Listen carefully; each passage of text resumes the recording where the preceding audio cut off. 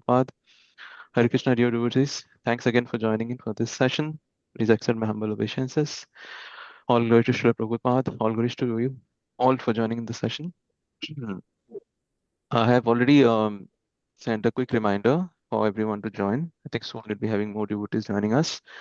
But meanwhile, I just have to take a couple of minutes contemplating on two verses from Bhagavatam.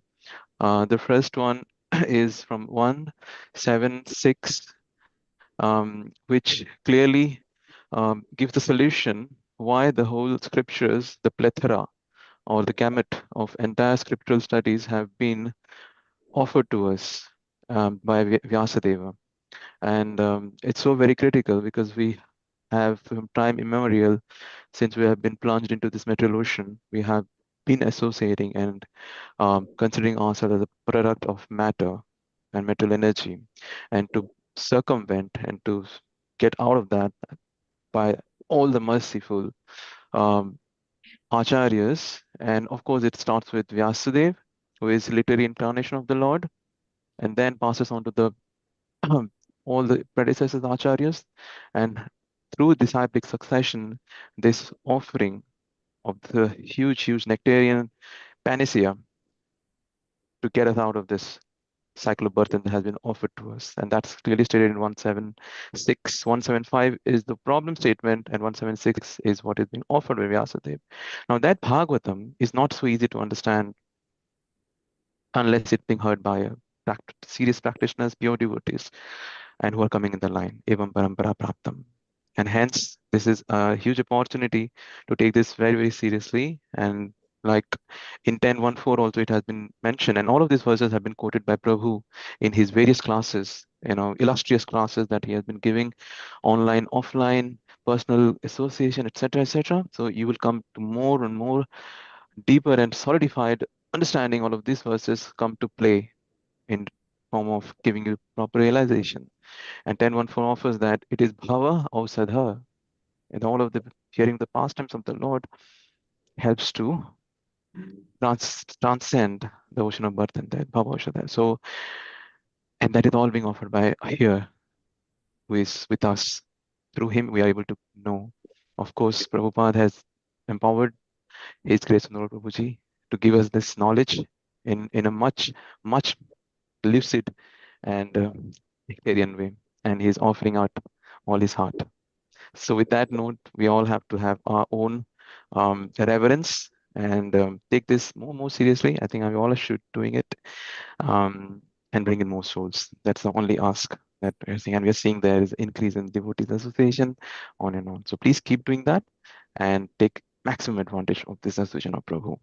So Hare Krishna Prabhuji, thanks again. Through my words, I can just offer you my respectful obeisances. Hare Krishna.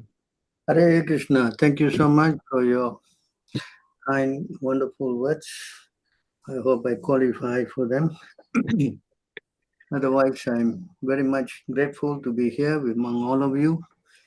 Wonderful association. So, I'd like to begin the day with any of your questions. Yes, please open up for the session for the flows for questions. Yes, Mataji, please go on. Yes.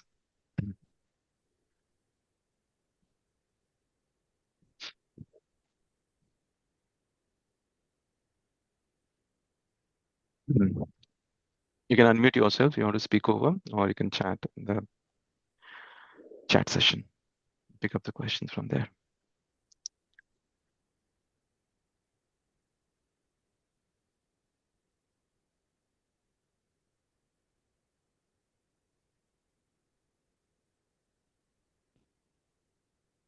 Hare Krishna Prabhu, Danda Pram Jai Shri Prabhupada. May I ask a question? Yes.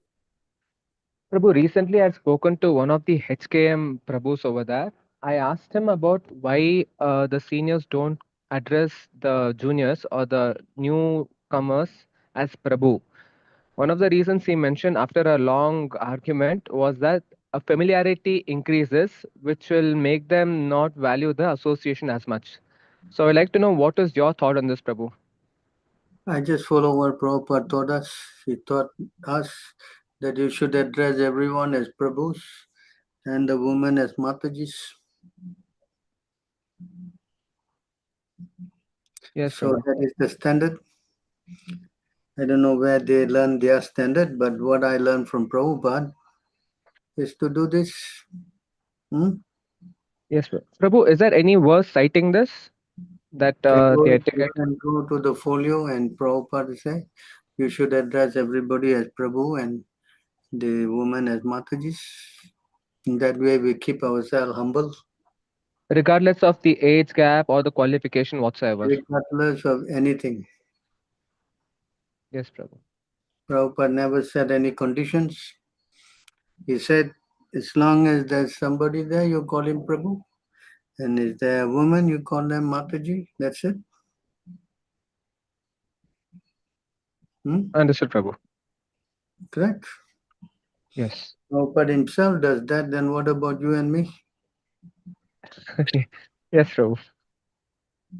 Prabhu, actually in HKM, no, there is a etiquette manual.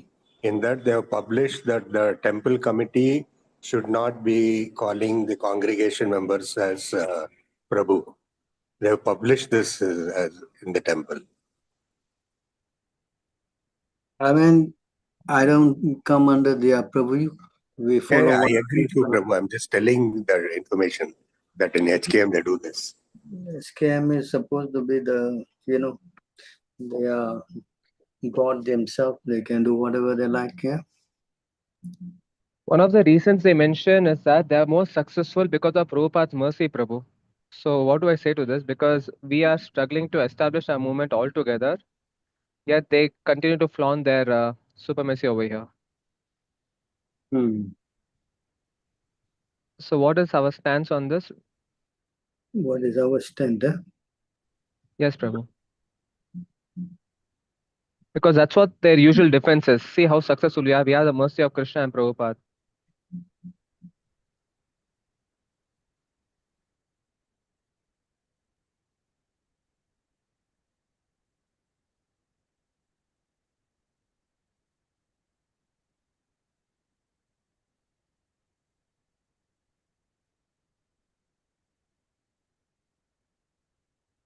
You want to read this?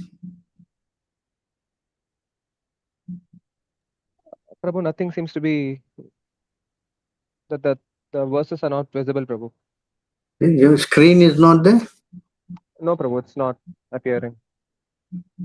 Oh, come on.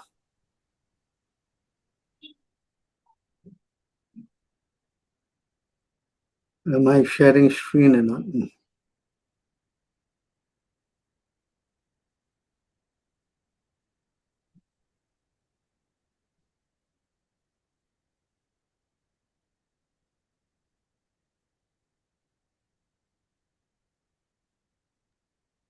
Yes, Prabhu, now you're sharing the screen.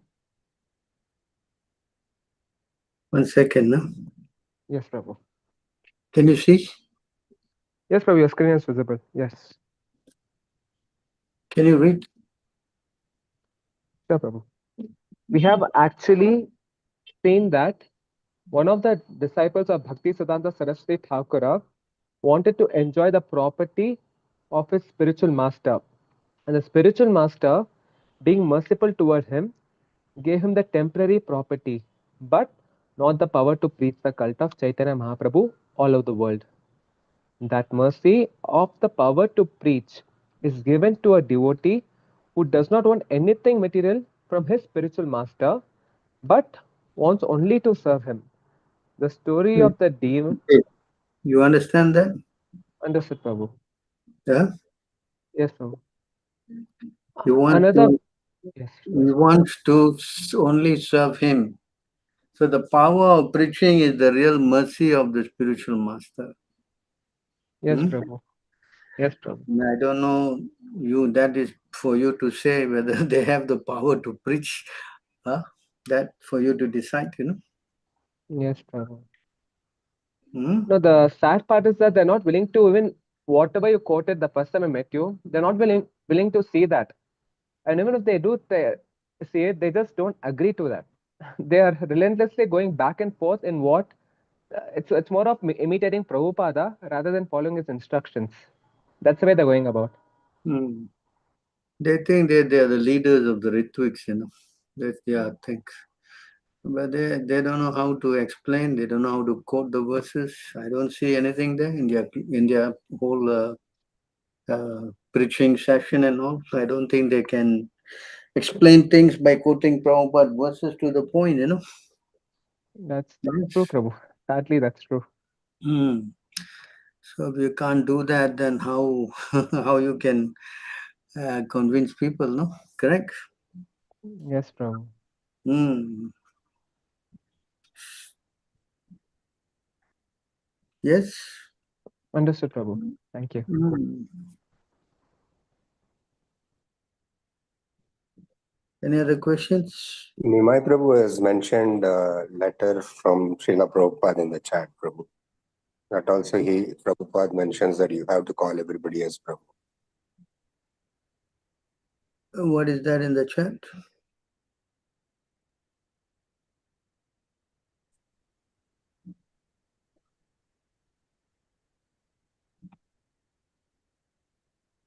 Someone want to read that? I'll read that, Prabhu. I was about to do that. So Nimanatha Prabhu has pasted the following. I have asked you all to address your god brothers as Prabhu. This Prabhu means boss.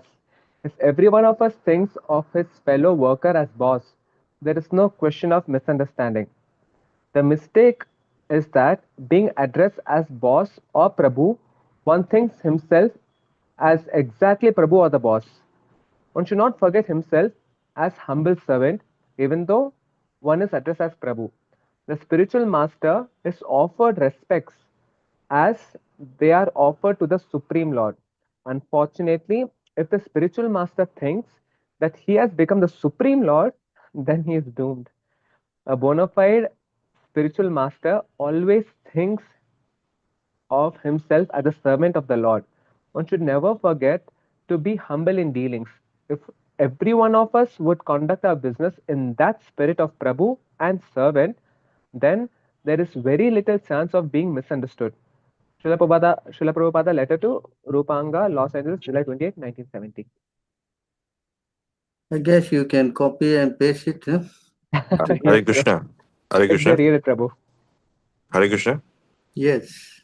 Sorry, in this letter, it says you may address your God brothers as Prabhu, but I think he's referring to the question of new bhaktas. So here, whoever comes to the temple, they all are considered the devotees, and they are trained also like that. We don't have any distinction, but for a new person, we address them as Bhakta Prabhu. Bhakta so and so Prabhu. That's how we use the word Bhakta for the new person. But others who are initiated, we call them in their initiated name. But we use the word Prabhu. Prabhu, I Whether read it's in one person song, or I'm not old able to person. recollect. It says you actually address Prabhu to the Paramatma in the other person's heart. Well, the person who is a servant of the Lord, he is serving, so I should be humble. Okay. Understand? Yes, Prabhu. Because we have to see the Paramatma in the heart of everybody, not only the person, the living entity also. That's why we are bowing down and respecting. That's there. We're not denying that. But mostly we externally, we address the person as Prabhu. Yes, Prabhu. Anyway, what is wrong in calling someone Prabhu? You will lose your prestige or what? That's the problem, Prabhu. If I call you Prabhu, does it mean that I'm going down lower than you or what? Huh? Hello? Tell me. So if you're very much in your bodily concept, then yeah, you will not want to do all these things. But if you understand that you are not your spirit soul, then what's the problem? Yes. Very true, Prabhu. Hmm. So if you think that you are the body, then you will not say. But if you think you're not the body, you are seven of the seven of the seven of the seven of Krishna, then what's the problem? Yes.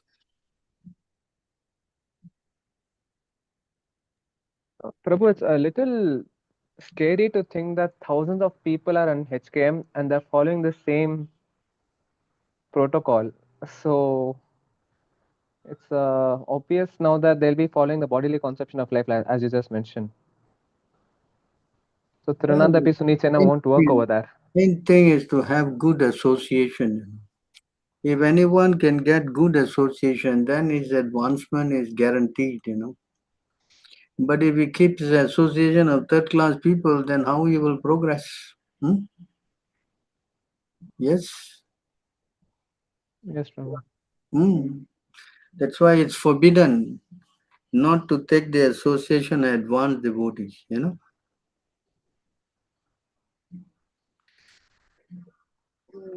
Can you see my screen? Yes, Prabhu. Okay. Can see this verse here.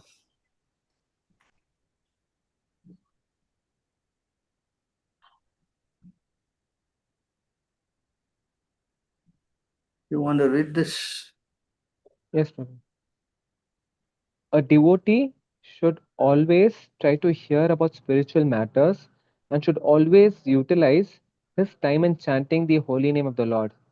His behavior should always be straightforward and simple. And although he is not envious but friendly to everyone, he should avoid the company of persons who are not spiritually advanced. Yes, Prabhu. That clear? Yes, Prabhu. It's difficult, but I mean, there's no other way. This is the problem. If you don't take good association, then how you will grow spiritually? Hmm? Yes, Prabhu. Yes. Correct. Yes, Prabhu. Where do you think you're making advancement?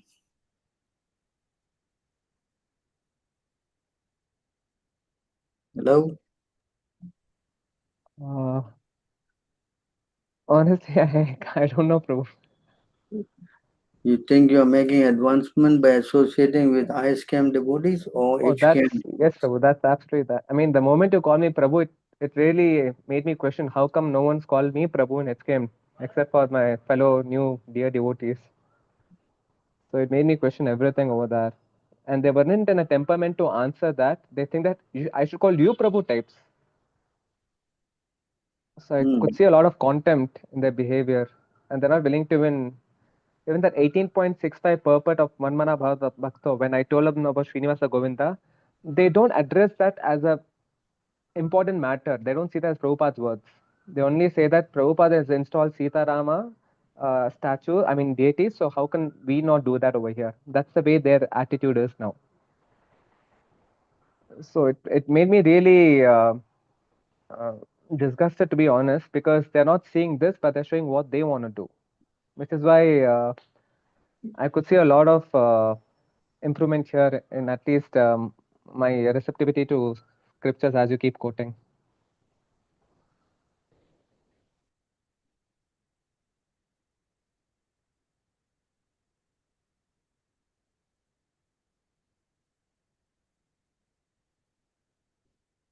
You want to read this?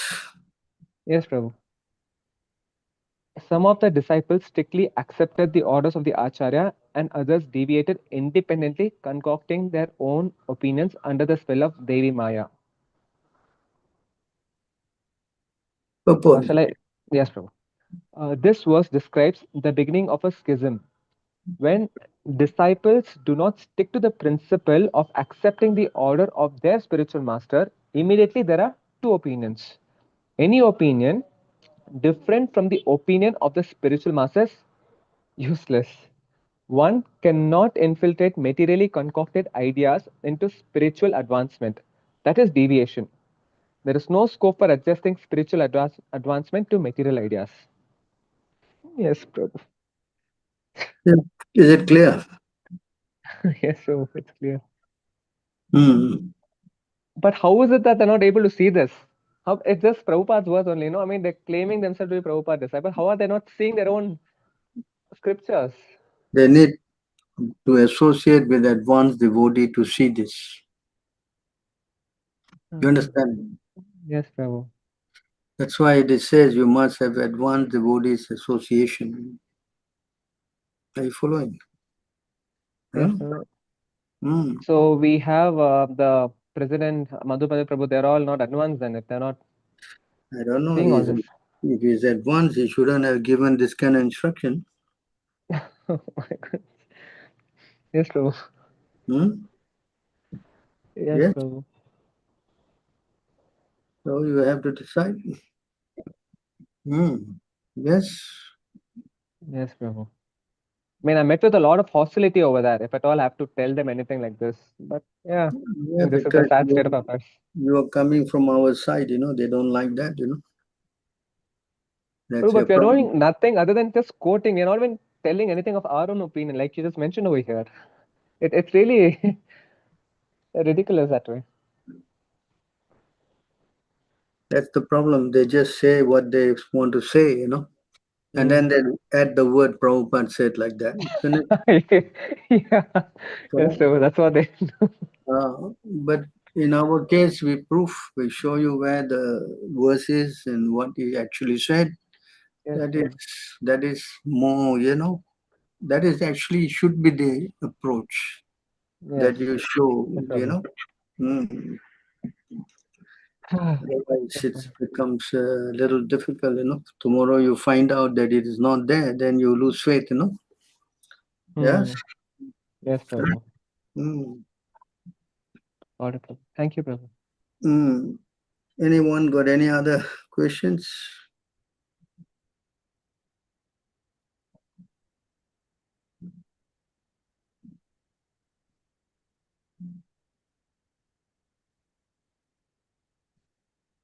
Yes.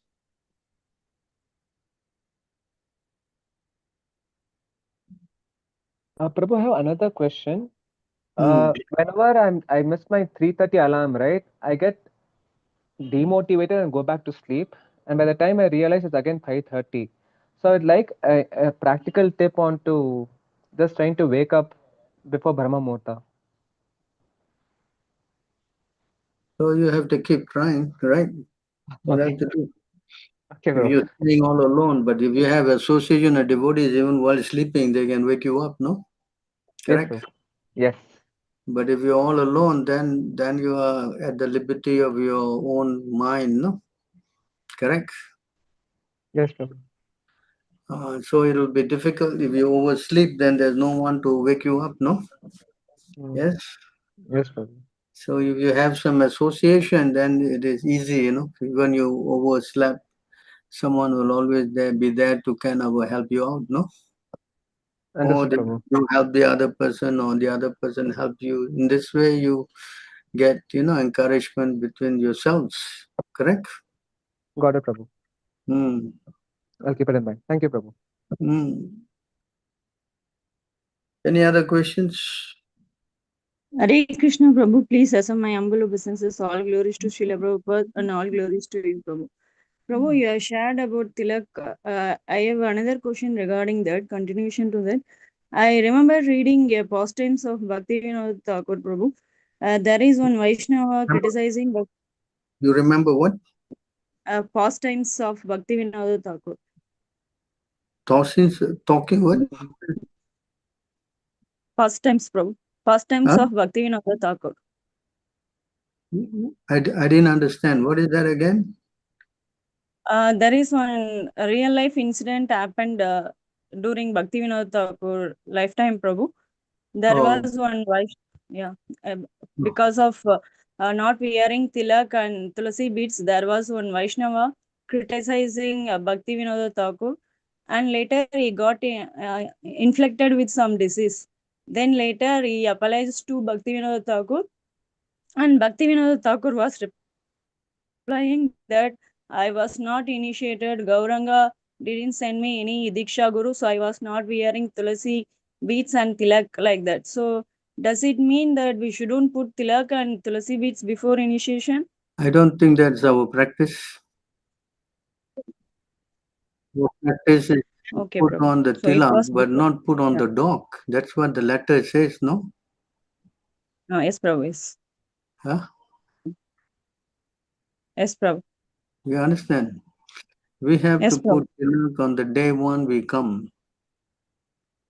Yes, whether Yes, you are Prabhu. initiated or not initiated, you just wear the tilak. But for the animals and all, we don't put the tilak, You understand? Hmm. And we Yes, don't Prabhu. put tilak also for people who are not devotees. Hmm. Hmm? Yes, Prabhu. Hmm. Any other questions? Yes, thank you, Prabhu. Hmm. I feel His Grace was Indian citizen residing in India. His ISKM branches in India would have been a lot more than HKM already. HKM got little luck as not residing in India.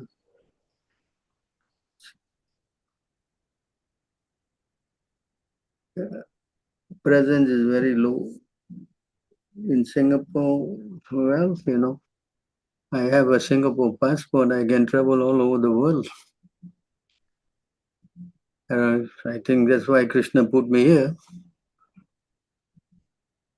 Yes. Yes, Prabhu. If I have an Indian passport, I think I can't even travel anywhere. Hmm?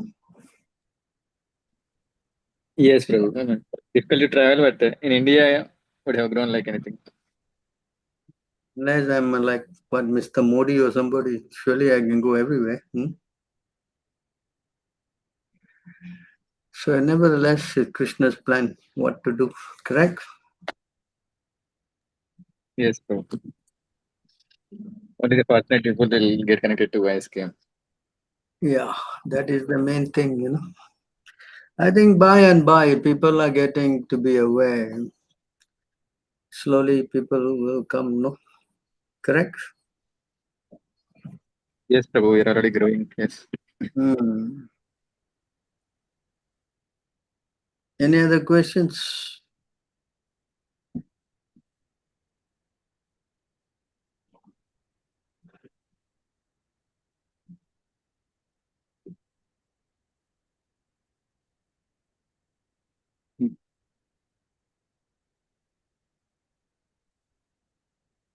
Anyone else?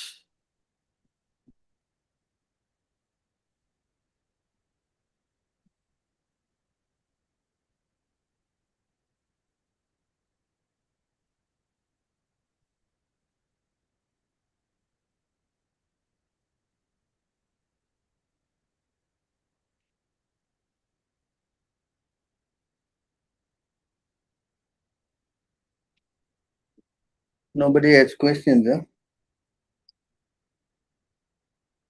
All right, what else to do now?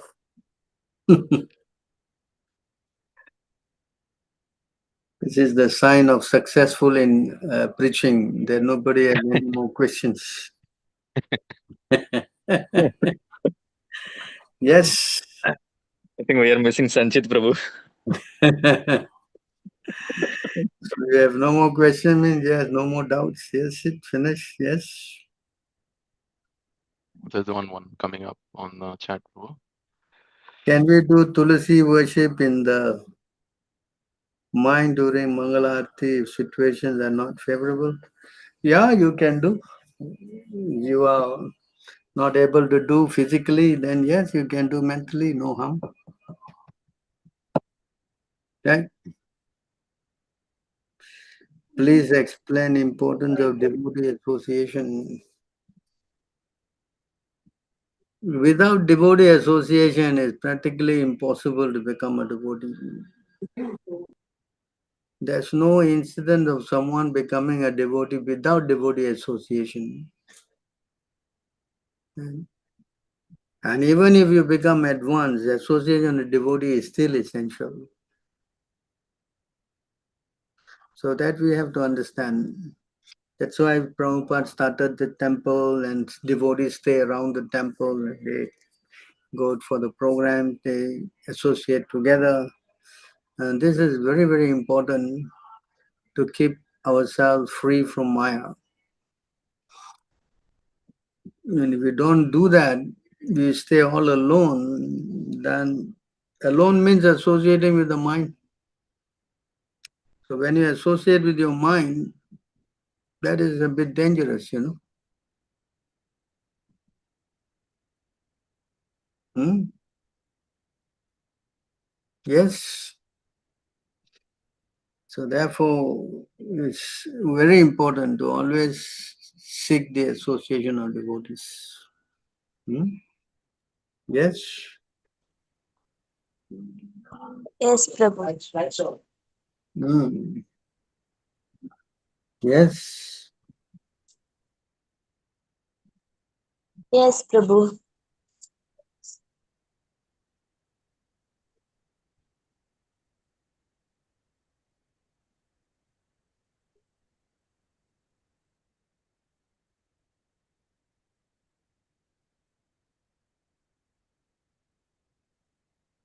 So there's a question, when to get the Swarup Siddhi? Eh? Yes. So the answer is here.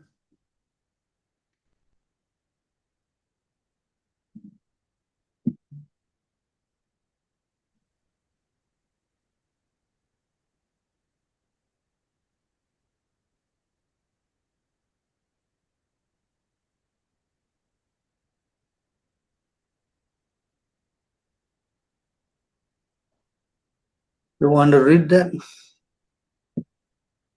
Hare Krishna Prabhu, Dhanam Pranam. Please accept my humble obeisances of Krishna Prabhupada. After thinking of Radha and Krishna and their pastimes for a long time, and after getting completely free from material contamination, one is transferred to the spiritual world. There, the devotee attains an opportunity to serve Radha and Krishna as one of the gopis. Yes. After what? Serving what? Radha and Krishna. So there you see the Sanskrit word, you know. You're getting your what? Siddha Dehi. Huh? Hello. Huh? How long you've been serving, huh? Huh? Yes, Yeah? You can read the purport actually. yes, bro. Why don't you read the purport? Srila Bhakti Siddhanta Saraswati Thakura comments that the word Siddha Deha, perfected spiritual body, refers to a body beyond the material gross body, composed of 5 elements, and the subtle astral body, composed of mind, intelligence, and false ego. In other words, one attains a completely spiritual body fit to render service to the transcendental couple Radha and Krishna. Sarvopadi Vinurmuktam Tat Paratvena Nirmalam. CC Madhya 19.170. When one is situated in his spiritual body, which is beyond this gross and subtle material body, he is fit to serve Radha and Krishna. That body is called Siddha Deha. The living entity attains a particular type of gross body in accordance with his past activities and mental condition. In this life, the mental condition changes in different ways, and the same living entity gets another body in the next life according to his desires. The mind, intelligence, and false ego are always engaged in an attempt to dominate material nature. According to that subtle astral body, one attains a gross body to enjoy the objects of one's desires. According to the activities of the present body, one prepares another subtle body. And according to the subtle body, one attains another gross body. This is the process of material existence. However, when one is spiritually situated, however, when one is spiritually situated, and does not desire a gross or subtle body, he attains his original spiritual body, as confirmed by the Bhagavad Gita 4.9. Taktva deham punar janma naiti mam iteso Arjuna. One is elevated to the spiritual world by the spiritual body and is situated either in Golok Vrindavan or in another Vaikuntha planet. In the spiritual body, there are no longer material desires, and one is fully satisfied by rendering service to the Supreme Personality of Godhead, Radha and Krishna. This is the platform of bhakti. Rishikena Rishikesha Sevanam Bhakti Ruchyate. When the spiritual body, mind, and senses are completely purified, one can render service to the Supreme Personality of Godhead and his consort. In Vaikuntha, the consort is Lakshmi, and in Golok Vrindavan, the consort is Srimati Radharani. In the spiritual body, free from material contamination, one can serve Radha Krishna and Lakshmi Narayana. When one is thus spiritually situated, he no longer thinks of his own personal sense gratification. This spiritual body is called Siddha Deha, the body by which one can render transcendental service unto Radha and Krishna. The process is that of engaging the transcendental senses in loving devotional service. This verse specifically mentions Sakhi Bhave Paya Radha Krishna Charana. Only transcendentally elevated persons in the mood of the gopis can engage in the service of the lotus feet of Radha and Krishna. So is it clear? Yes, bro. So this is how you get a spiritual body, Siddha Dehe. But it takes a long time, Yes, bro. Yeah, understood. So don't be so anxious, I guess. You have to be patient. Yeah. Thank you, bro.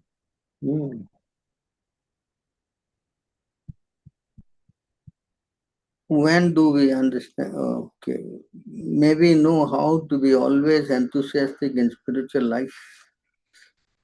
So how to be enthusiastic in spiritual life is to follow the instruction of the spiritual master. If you seriously follow the instruction of the spiritual master, then you will always be enthusiastic. Yes? Yes, Prabhu. You Yes, understand?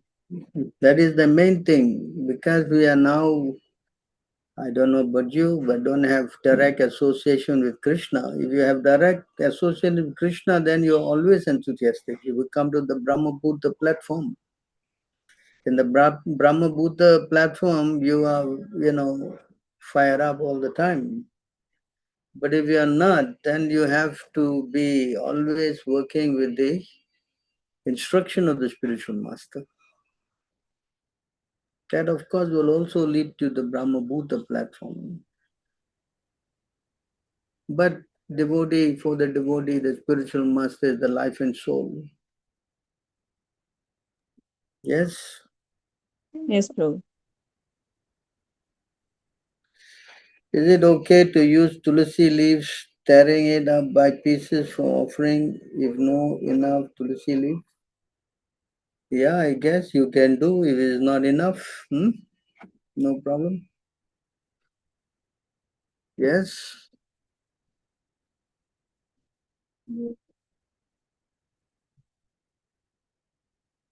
Okay, Prabhu. Yes. Thank you.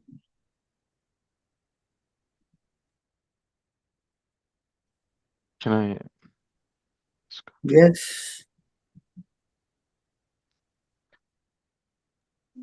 So Hare Krishna, bro. Yeah. Go another. Yes. Yes. Okay, I'll go. Thanks. So Hare Krishna, Prabhu. So Krishna is in Bhagavatam first, even in the first sloka, he's Swarad and he's also Atmaram. He's fully self-satisfied. That's one of his aspect. But then why does he also long for love exchanges or the mellows or the rasas that a devotee offers? Is it like his, of course, what is the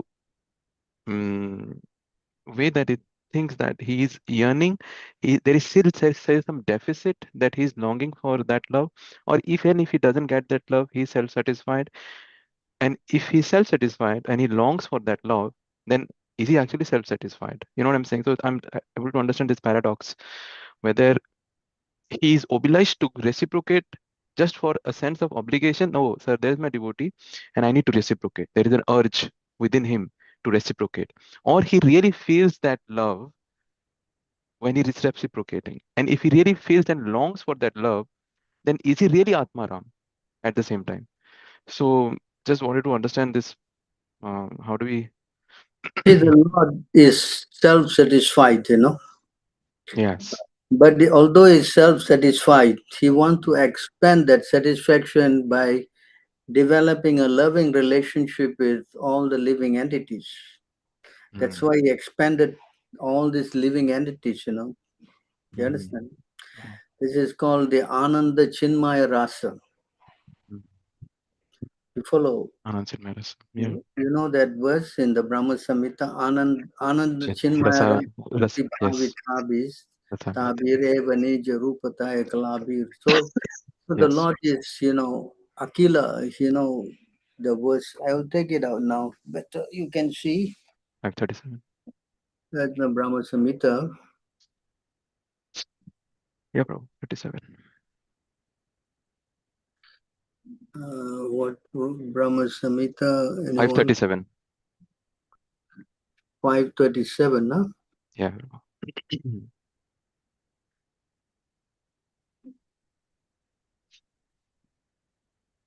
So in this verse,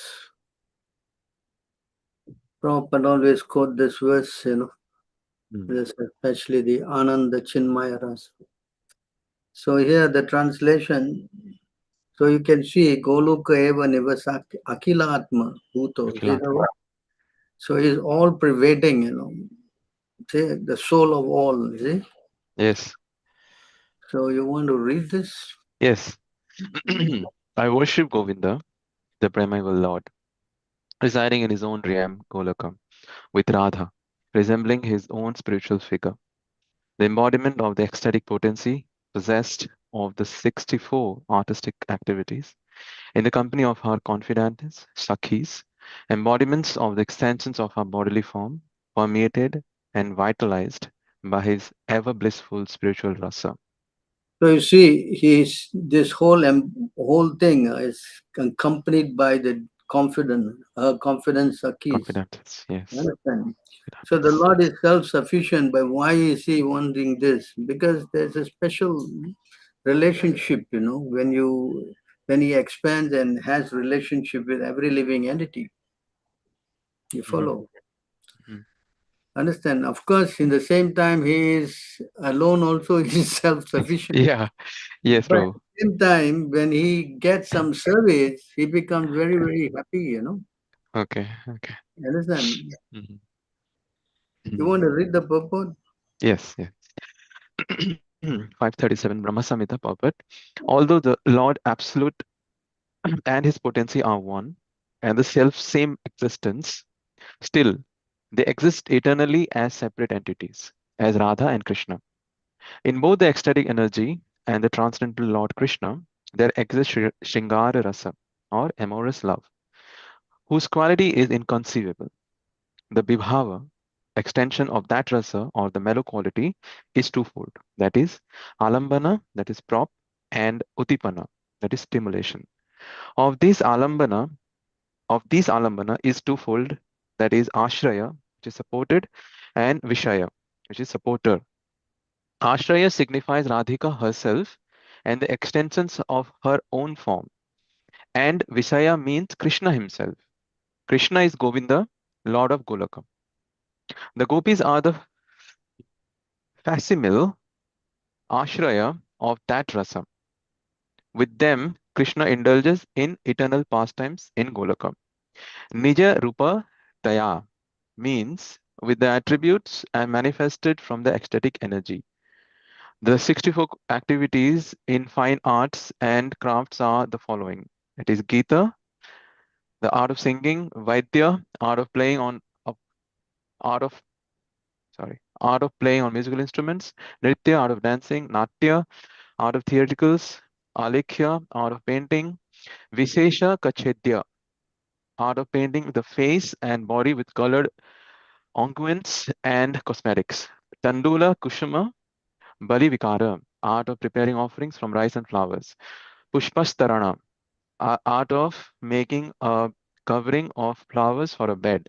Then Dashana Vasangana Raga, that is art of applying preparations for cleansing teeth, clothes, and painting the body. Madi Bhumika Karma is art of making the groundwork of jewels. Then Shaya Rachana, that is art of covering the bed. Udaka Vadya, art of playing on music in water. Udaka Ghata is art of splashing with water. Chitra Yoga, that is art of practically applying an admixture of colors. Malya Grathana Vikalpa, art of designing a preparation of wreaths. Then Shekhara Bida Yojana, art of practically setting the coronet on the head. Then Nepathya Yoga, that is art of practically dressing in the tiring room. Then Karna Patra Hanga, art of decorating the trajes of the year. Then Sugandha Yukti, art of practical application of the aromatics. Then Bhushana Yojana, art of applying or setting on ornaments. Aindra Jala, art of jugglery. Then Kochumara, a kind of art, that is Hasta Laghava, that is art of sleight of hand. Chitra, that is Chitra Shakapupa, Vakshya Vikara Kriya, art of preparing varieties of salad, bread, cake, and delicious food. That is Panaka Rasa Ragasava Yojana, art of practically preparing palatable drinks and uh, tingling. So tinging draughts with red color. Shuchi Vaya Karma, art of needleworks and weaving. Shutra Krida, art of playing with thread. Veena Damaruk and Damuraka Vadya, art of playing on lute and small X-shaped drum. There are 64 qualities, Prabhu. I think, yeah. Prahelika, art of making and solving riddles. Then Pratimala, art of capping or reciting verse for a verse as a trial for memory or skill. Then Durvachaka Yoga, art of practicing language difficult to be answered by others. Pustaka Vachana, art of reciting books. Neti Kakhyayakya Darshana, art of enacting short plays and anecdotes. Kavya Samasya Purana, art of solving enigmatic verses. Patika Vetra Vana Vikalpa, that is art of designing preparation of shield, cane and arrows. Tarku Karma, that is art of spinning by spindle. Takshana, art of carpentry. Vastu Vidya, art of engineering. Raupya Ratna Pariksha, art of testing silver and jewels. Dhatu Vada, art of metallurgy. Maniraga Jnana, art of tinging jewels. Akara Jnana, that is art of mineralogy. Then Vrikshayur Veda Yoga, art of practicing medicine or medical treatment by herbs. Mesha Kukuta Lavhaka Yuddha Vidhi, that is art of knowing the mode of fighting of lambs, cocks, and birds. Shuka Sharika Prapalana, Prapalana, art of maintaining of knowing conversation between male and female cockatoos. And then Utsadana, art of healing or cleaning a person with perfumes. Kesha Marjana Kaushala, art of combing hair. Akshara Mustika Kathana, art of talking with letters and fingers. Mlechita Kutarka Vikalpa, art of fabricating barbarous or foreign sophistry. Desha Bhasha Jnana, art of knowing provincial dialects. Pushpa Shaka Tika Nirmiti Jnana, the art of knowing prediction of by heavenly voice or knowing preparation of toy carts by flowers. Yantra mat Matraka, art of mechanics. Dharana Matraka, then art of use of amulets. Then Sambhachya, art of conversation. Manasi Kavya Kriya, art of composing verse mentally. Kriya Vikalpa, art of designing a literary work or a medical remedy. Then Chalitaka Yoga, art of practicing as a builder of shrines called after him. Then Abhidhana Kosha Chando Jnana, art of the use of lexicography and meters. Vastragopana, art of concealment of clothes. Dyuta Vishesa, art of knowing specific gambling. And then Aksharsha Krida, art of playing with dice or magnet. Balaka Krida Tanaka, art of using children's toys. Then Vaina Iki Vidya, art of enforcing discipline. Vajayaki Vidya, art of gaining victory. And Vaitaliki Vidya is art of awakening master with music and dawn at dawn. All these arts manifesting their own eternal forms are ever visible in the region of Golakam as the ingredients of rasa. And in the mundane sphere, they have been unstintedly exhibited in the pastimes of Raja by the spiritual Chit potency, Yogamaya. So, Sri Rupa says, Sadanatay Santitaha. That is, Krishna is ever manifest in his beauty with his infinite pastimes in Golaka. Sometimes the variant manifestation of those pastimes becomes visible on the mundane plane. Sri Hari, the Supreme Lord, also manifests his pastimes of birth, etc., accompanied by all his paraphernalia. The divine sportive potency fills the hearts of his par- of his paraphernalia with appropriate spiritual sentiments in conformity with the will of Krishna. Those pastimes that manifest themselves on the mundane plane are his visible pastimes. All those very pastimes exist in their non-visible form in Golaka beyond the ken of mundane knowledge. In his visible pastimes, Krishna sojourns in Gokula, Mathura, and Dwarka. Those pastimes that are non-visible in those three places are visible in their spiritual sites of Vrindavan. So from the conclusions just stated, it is clear that there is no distinction between the visible and non-visible pastimes. The Apostle Jiva Goswami, in his commentary on this shloka, has, as well as in the gloss of Ujjvala Nilamani and in Krishna Sandarbha, remarks that the visible pastimes of Krishna are the creation of his chit potency, spiritual potency. Being in conjunction with the reference to mundane function, they exhibit certain features which seem to be true by the influence of the limiting potency, which is Maya. But these cannot exist in the transcendental reality. The destruction of demons, illicit paramourship, birth, etc., are examples of this peculiarity. The gopis are the extensions of the ecstatic energy of Krishna. Yeah. And so are exceptionally his own. How can there be illicit connection in their case? The illicit mistrusship of the gopis found in his visible pastime is but the mundane reflection of the transcendental reality. The hidden meaning underlying the words of Sri Jiva Goswami, when it is made explicit, will leave no doubt in the minds of the readers. Sri Jiva Goswami is our preacher of transcendental truth.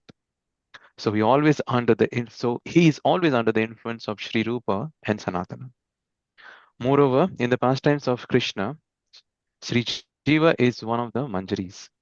So he is conversant with all transcendental realities.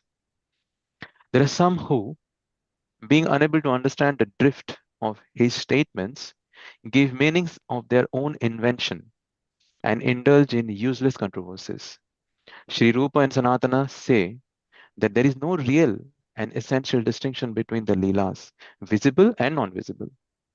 The only distinction lies in this, that one is manifest in the mundane sphere, whereas the other is not so.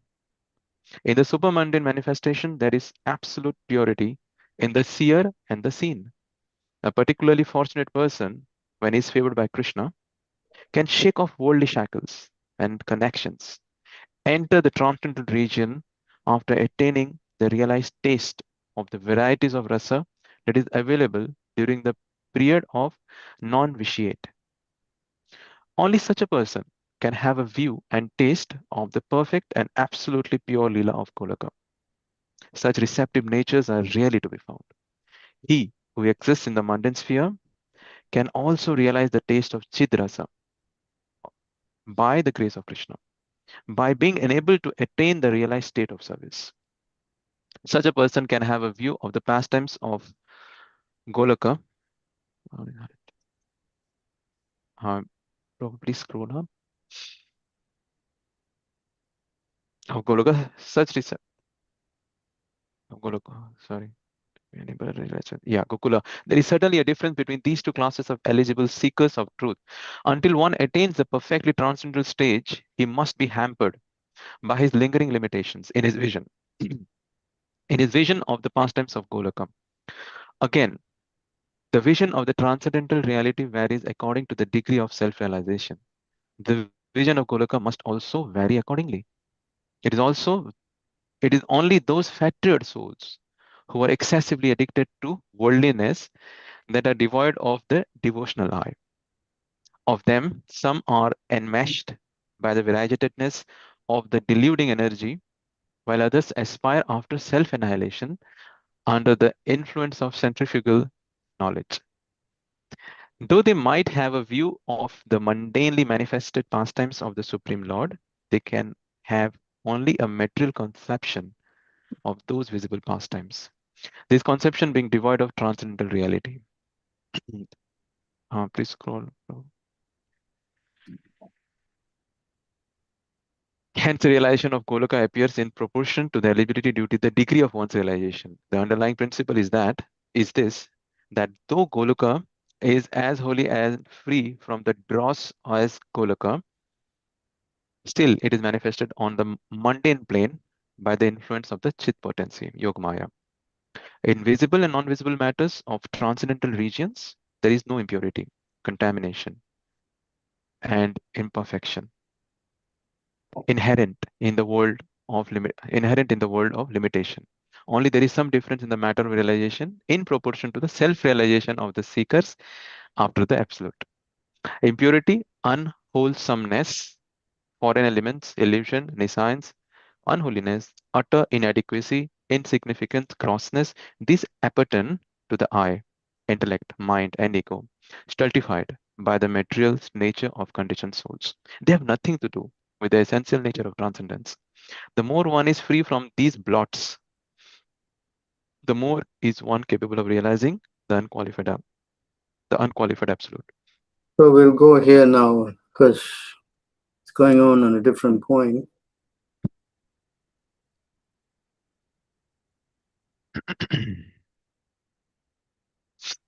You want to read this?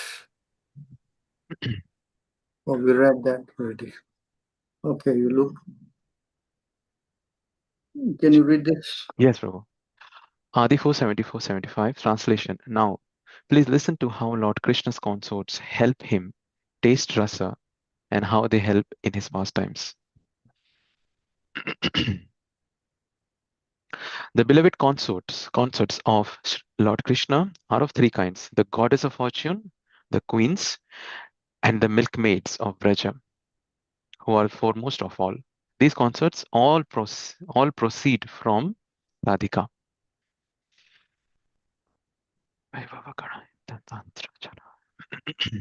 Just as the fountainhead, Lord Krishna is the cause of all incarnations.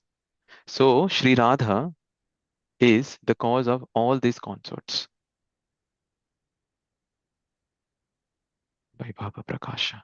The goddess of fortune are partial manifestations of Srimati Radhika, and the queens are reflections of her image.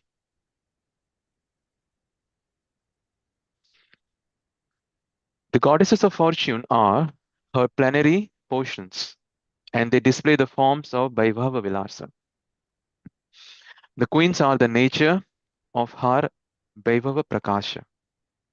Vaibhava Vilas Prakasha. Okay. The Vraja Devis have diverse bodily features.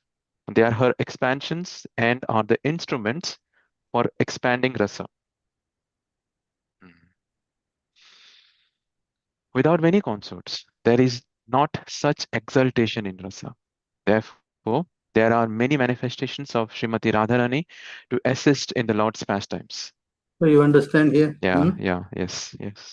Without the gopis, Yeah. the Lord is not happy, Mhm.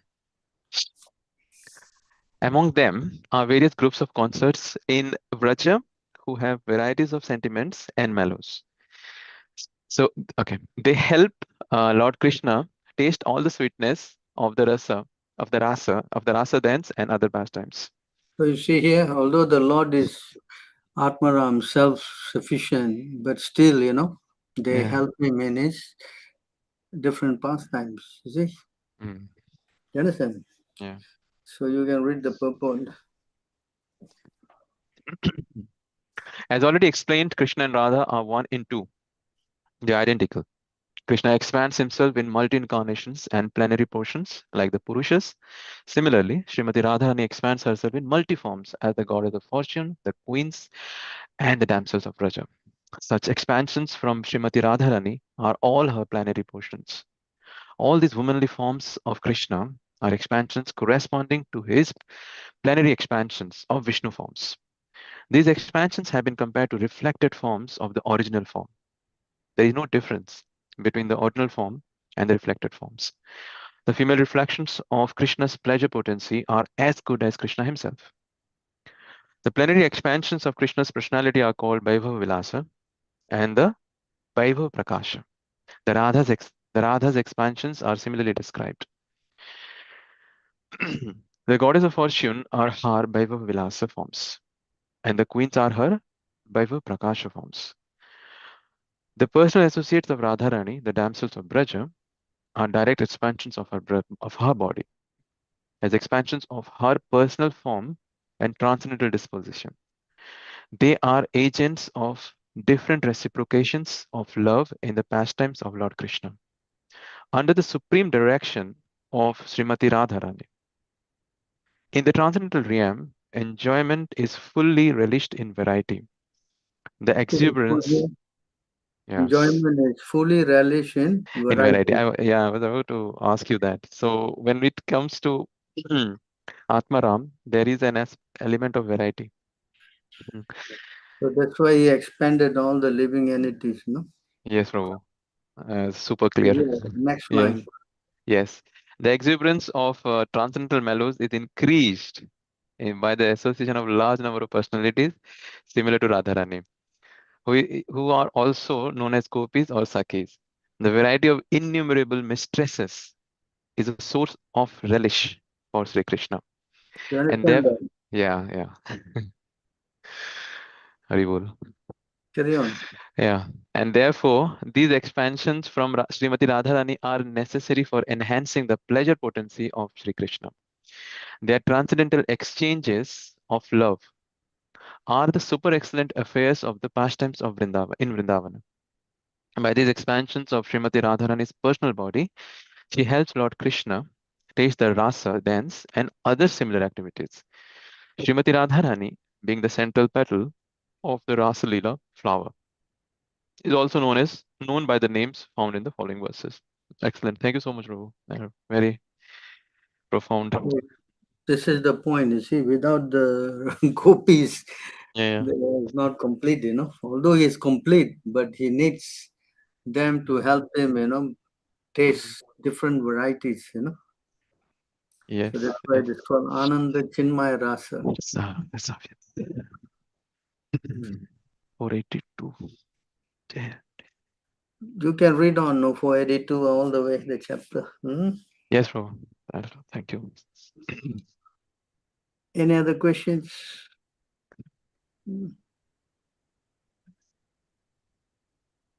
Hare Krishna Prabhu, please answer my humble obeisance, All glory to Prabhupada, all glory to Prabhu. So can I have one question? Can I ask Prabhu? Let me go to this thing first, the question in this chat. What does it mean? What does implicit faith in spiritual master mean? How does one achieve that? So implicit faith means you have what we say undivided. You know, it is not with any doubts or any reservation or anything. It's complete surrender, as Arjuna said in the verse of Bhagavad Gita. This verse is.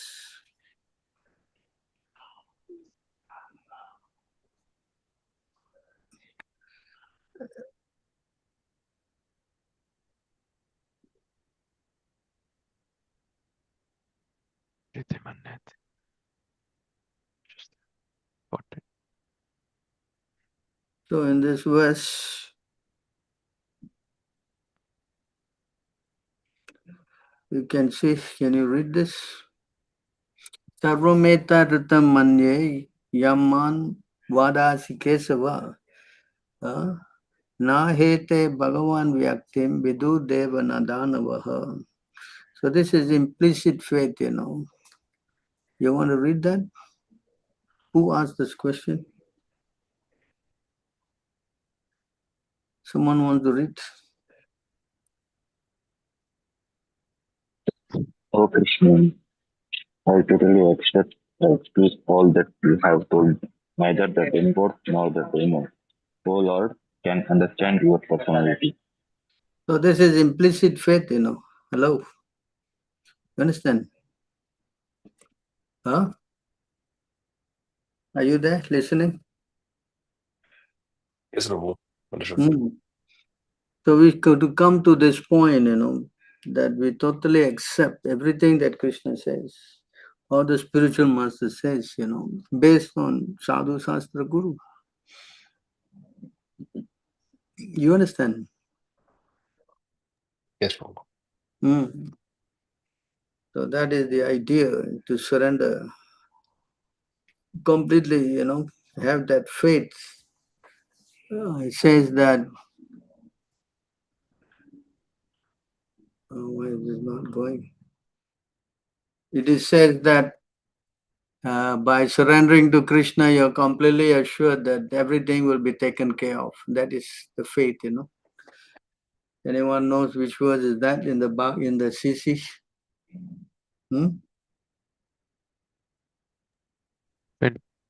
Well,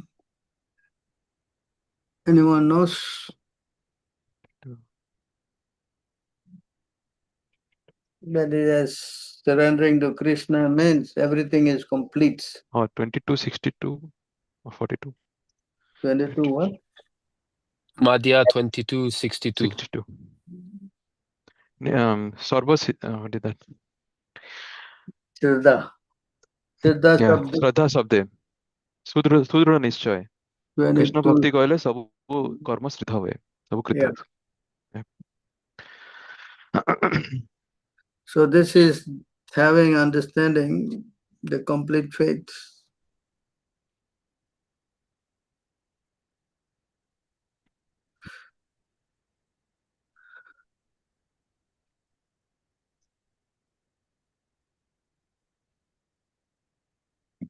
Sabu Karma Kritya Hue.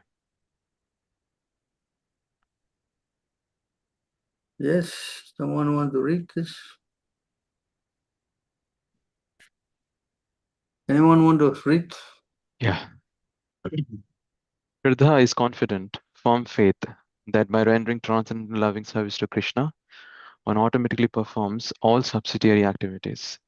Such faith is favorable to the discharge of devotional service. Yes.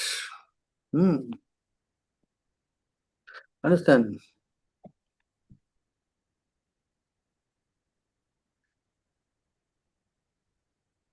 You want to read the purpose? Firm faith and confidence are called Shraddha. When one engages in the Lord's devotional service, he is to be understood to have performed all his responsibilities in the material world. He has satisfied his forefathers, ordinary living entities, and demigods, and is free from all responsibility. Such a person does not need to meet his responsibilities separately. It is automatically done. Fruitive activity karma is meant to satisfy the senses of the conditioned soul. However, when one awakens to Krishna consciousness, he does not have to work separately for pious activity. The best achievement for all fruitive activity is detachment from material life, and this detachment is spontaneously enjoyed by the devotee firmly engaged in Lord's service. Is it clear? Yes, Prabhu. His, Very clear, Prabhu. yeah. Thank you, Prabhu. Yes, Prabhu. What is the next one? That one disciple is selling, does in US, who's selling 5,000 books in a single day by person, like 65 sets of Bhagavatam set by hand. How is it possible for normal human to do that?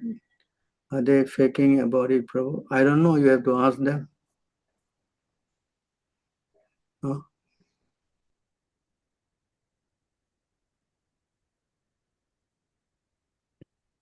So you ask them, if he's doing, so what, We have also people who are like Tripurari Das, who was proper called him the incarnation of book distribution. So where is he today? Tripurari Das. Huh? He's running his own movement, writing his own Bhagavad Gita. Hello? Yes, Prabhu. So what does it mean? The real thing is to get enlightenment from the words of the spiritual master. You follow? Yes, Prabhu. Right? Then there was Navina Nirada in Europe. He was selling thousands of books a day. What happened to them? What happened to them? We don't know, Prabhu.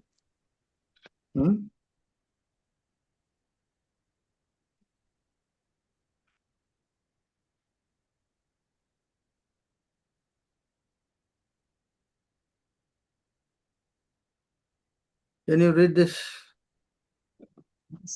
A sincere person is able to see Krishna through the transparent via medium of Sri Gurudeva, the spiritual master.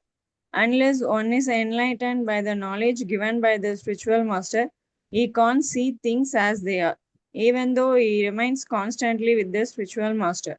This incident at Kaliya Daha is very instructive for those eager to advance in Krishna consciousness.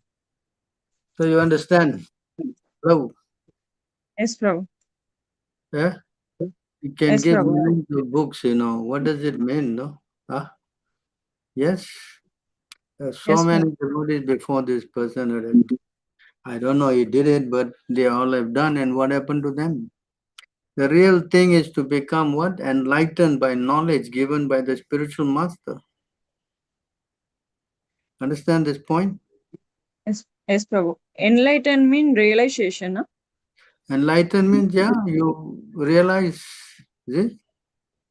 And realization means what? You can see things as they are. You Yes, Prabhu. understand? Yes, Prabhu. You understand this point? Yes, Prabhu. Thank you very much, Prabhu. I understand. So all those things doesn't matter. Only matter is to see things as they are through spiritual master.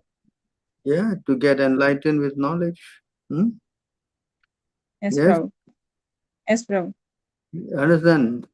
Today, Understand, Prabhu. thousands of books, and tomorrow you leave the movement and you criticize Prabhupada, write your own Gita and all. Is it good? Prabhupada called him the incarnation of book distribution. Huh?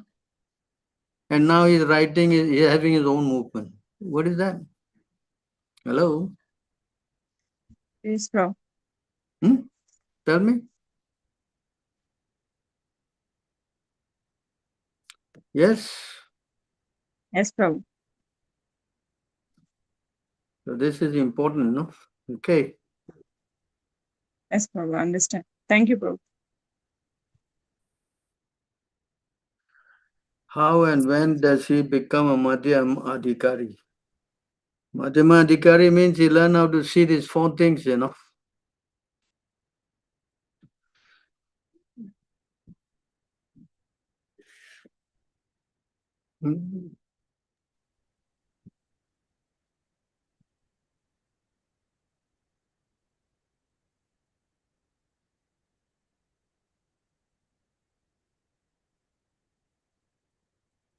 this is Madhyama Adhikari role. Can you read? Yes, Prabhu. An intermediate or second-class devotee called Madhyam Adhikari offers his love to the Supreme Personality of Godhead, is a sincere friend to all the devotees of the Lord, shows mercy to ignorant people who are innocent, and disregards those who are envious of the Supreme Personality of Godhead. So this is the Madhyama class, Yeah.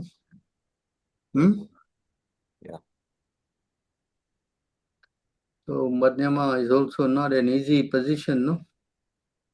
Yes. Yes? Correct. So it takes some time to become a Madhyama.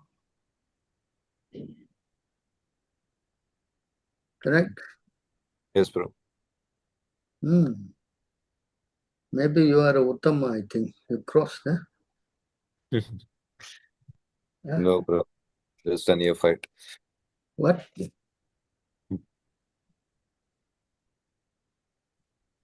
Yes. Got Not it. an easy position, requires a lot of mercy. Yes, bro. Got it.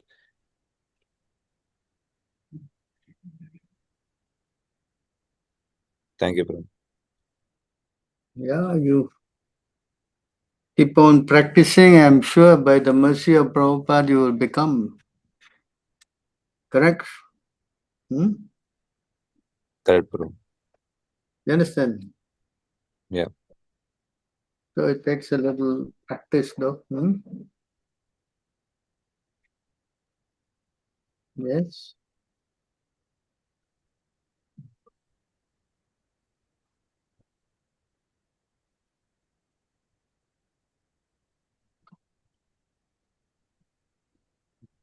Then we'll go back to the question. Yes.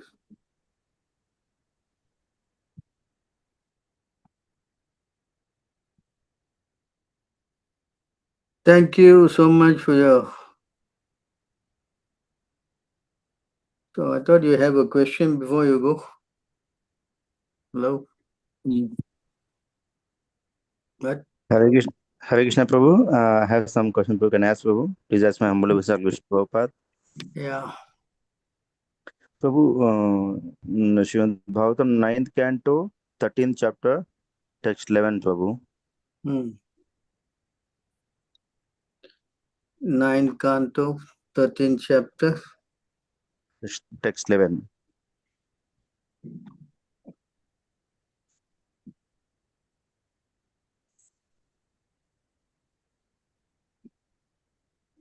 So what is the question? Here the demigods was saying that Nimi live without a material body, let him live in a spiritual body as a personal associate of the Supreme Personal Godhead. And according to his desire, let him be manifest unmanifest to common materially embodiment people. See here, the demigods giving the benediction to the king Nimi, he can live in a spiritual body, Prabhu, associate with Supreme Personal Godhead. So it's like a directly like almost a liberation, Prabhu. So what spiritual body means? That means he's like Narada Muni, he can go to the spiritual world and he can come to the material world. Understand? Oh, okay. Mm-hmm. He can manifest into the material world and he can also be in the spiritual world. Oh, okay. You understand? Yes, Prabhu. Narada Yeah. Muni is the same. He can travel everywhere. Is it not? Yes, Prabhu. Yes, He Prabhu. can go to Vaikunta and he can come back here, and so it's like that, Understand? Yes, Prabhu. Yes, Prabhu. Is it clear? And no, my doubt is that the demigods, the actual benediction given by demigods, no, that's why I was little doubt because demigods, because the moksha given by only Lord Vishnu, na Prabhu, the mukti rita, na, The what is that gopis mukti? also asked the Katyayani for benediction to serve Krishna. Yes, yes, correct, Prabhu. So to serve Krishna, anyone give benediction? What's the problem? But they Yes. given the benediction directly like a spiritual body, almost liberation. No, that's what I got doubt. Well, it is a special case. They pray to Krishna, and Krishna is the ultimate one who gives. Even they say, ultimately, Krishna is the one who had to give, na? Yes? Yeah, that's right, Prabhu. So they may give the blessings, and Krishna fulfill that Nimi can go here, go there. It is, Narada Muni is doing already. Why he cannot do? Correct, Prabhu. Right. Correct, Prabhu. Therefore, the ability to see Krishna depends on Krishna's mercy.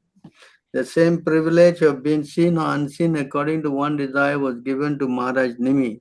Thus, he lived in originally spiritual body as an associate of the Supreme Personality of Godhead. Just like Narada Muni. Correct? Yes, Prabhu. So, any problem? Mm. You understand? Yes, Prabhu. But Lord Shiva was saying that Mukti Pradata Vishnu Vevana Samshaya. Then Lord Shiva also saying the Mukti, the liberation. But my thing is the body is a topic is about the body only. It's not about liberation, is it, Prabhu? You see, the demigods are giving him the benediction because, Krishna make them say this. You understand or not? Okay. You understand? Krishna is Yes. ultimately in the heart of everybody now. Correct, Prabhu. Correct. Correct? Correct, Prabhu. Yes. Because he was such an exalted soul, all the demigods pray that he will be, because they want his association here also. And they want Yes, him to Prabhu. give association to common people also. Just like Narada, he can come, he gave mercy to the hunter. Huh? Is it not? Yes. Yes, Prabhu. Correct. The same way. What's the problem? Correct? Correct, Prabhu. Correct. Special case, understand? Okay. Yes. Yes, Prabhu. Okay. It's a special case. Okay. So that's what I got the doubt. The Moksha Pradata, Lord Vishnu and Lord Shiva was saying, right? That's why how this demigods giving that kind of benediction to King New. That's what I was wondering.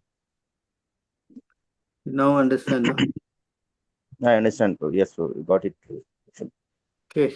You got your hand up, Sanchit. Yes, Prabhu, I think you should answer the next question and then I'll ask.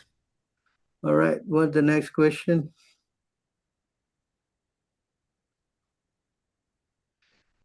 Krishna sanctions benediction for them. Why was Ravana and other demons able to get benediction from demigods? If Krishna sanctions benedictions from demigods, why was Ravana and other demons able to get benediction from demigods? Because this case, Ravana and Hiranyakasipu, they were all set up by the Lord for performing his pastimes, So he arranged that the Ravana go and get benediction from Lord Shiva and Hiranyakasipu from Lord Brahma, so that they get the power to, do the pastimes that Krishna, had to kill him, and otherwise this doesn't work, no? You understand? So he made the demigod give this kind of benediction to empower these personalities. It's actually ultimately it's all programmed by Krishna himself, It is not an independent thing. You follow? Who's asking this question? Jordan. Yes, You understand? Yes, Prabhu. It's all set up by Krishna.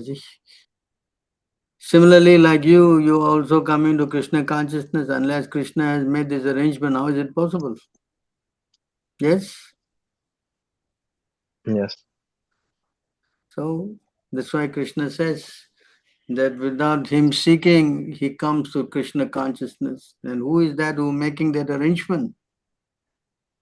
It's the arrangement of the Lord. Yes?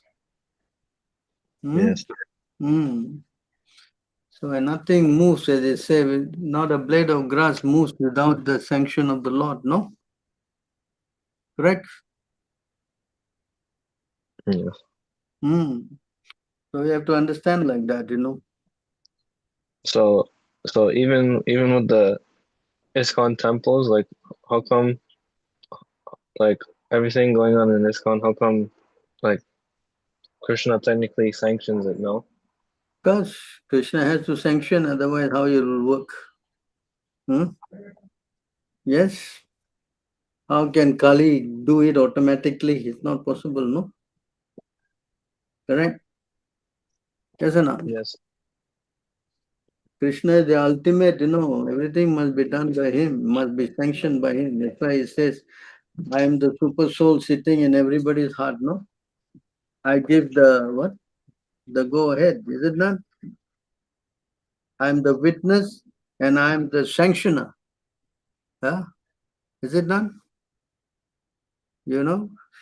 Bhagavad Gita.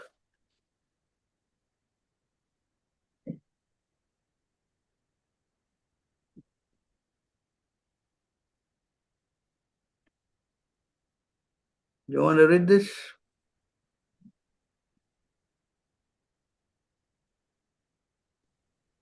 Yeah, in this body there is another, a transcendental enjoyer, who is the Lord, supreme proprietor, who exists as the overseer and permitter, and who is known as the super soul.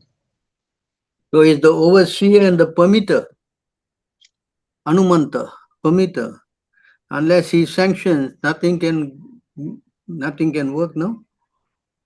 Yes? Mm. You follow? Yes. So Krishna is in complete control, no? Sarva karana karanam, cause of all causes. You follow?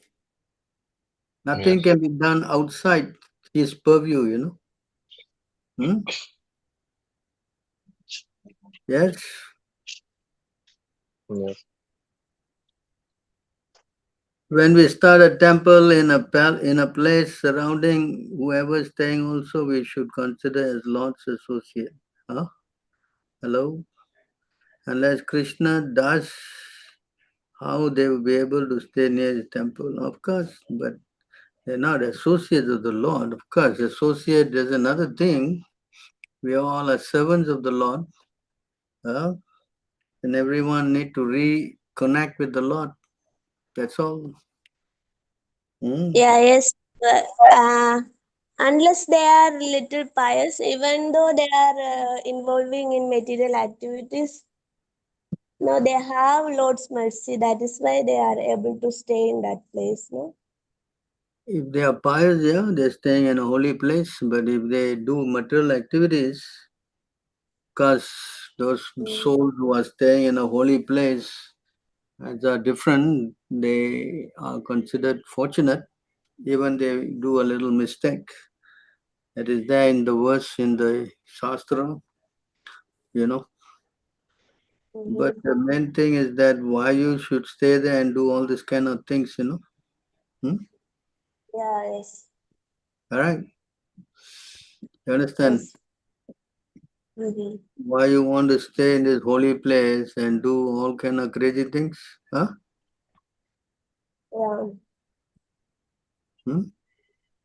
Now the place is actually decided by Krishna, no? Then he is deciding who should stay surrounding also.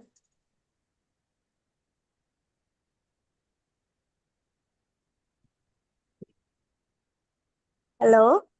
Can you read this?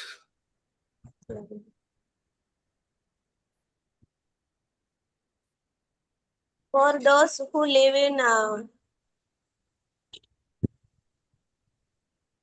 Bhadra Krishna. Bhadra Krishna. Is it right? For those who live in Bhadra Krishna, the district of Madura, I am the object of all worship. Even if the residents of that place fail to properly cultivate the religious principles that one should observe in the Holy Land, they still become devoted to me just by virtue of living there. Even if Kali, the present age of coral,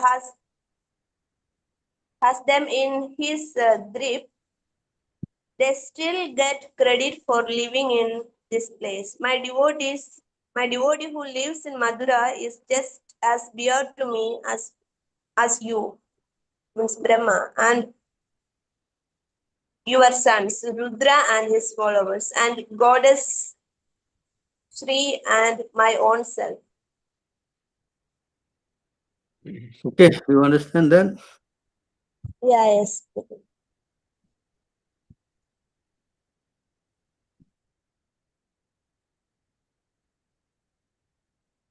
Prabhu, can one chant Sri Panchatattva mantra repeatedly after one sadhana has been complete? We are asked to chant Hare Krishna, you know.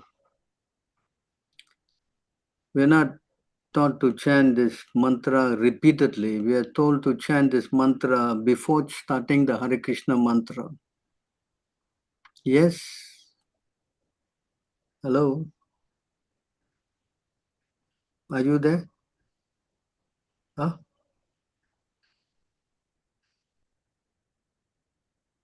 He's not there. Is he here?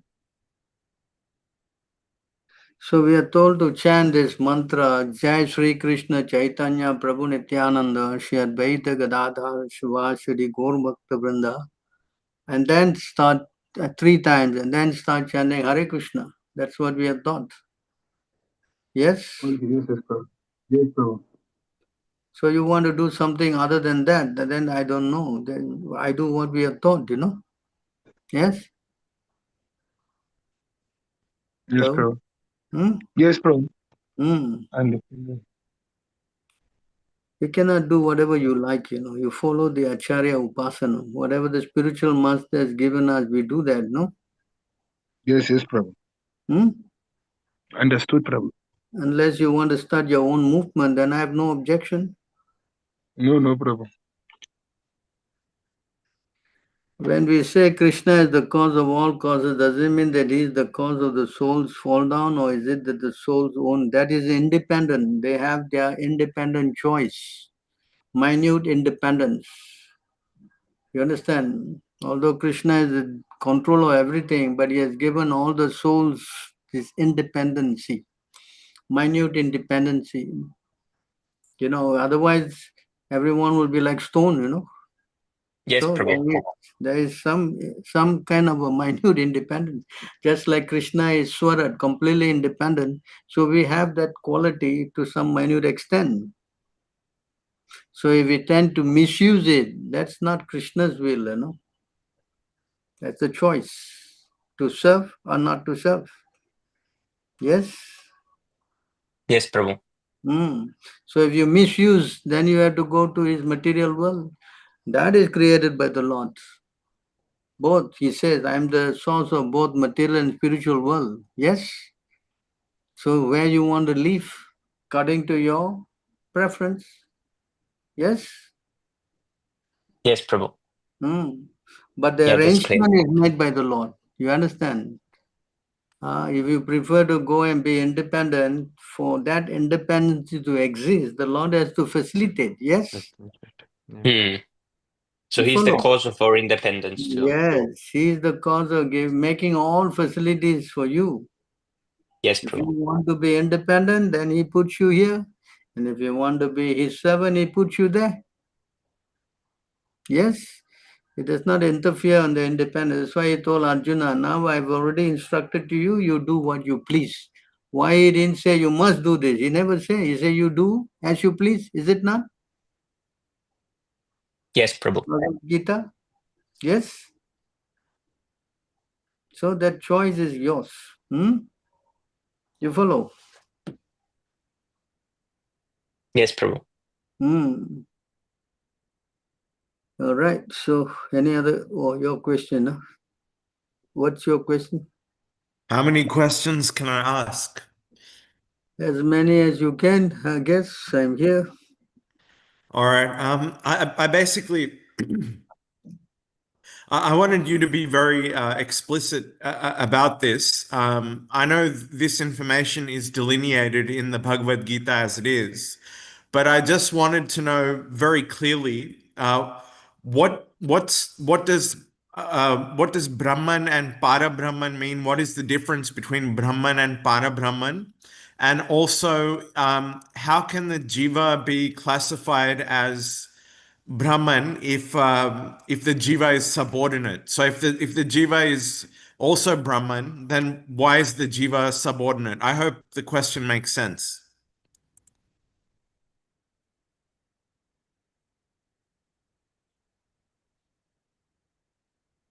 So here,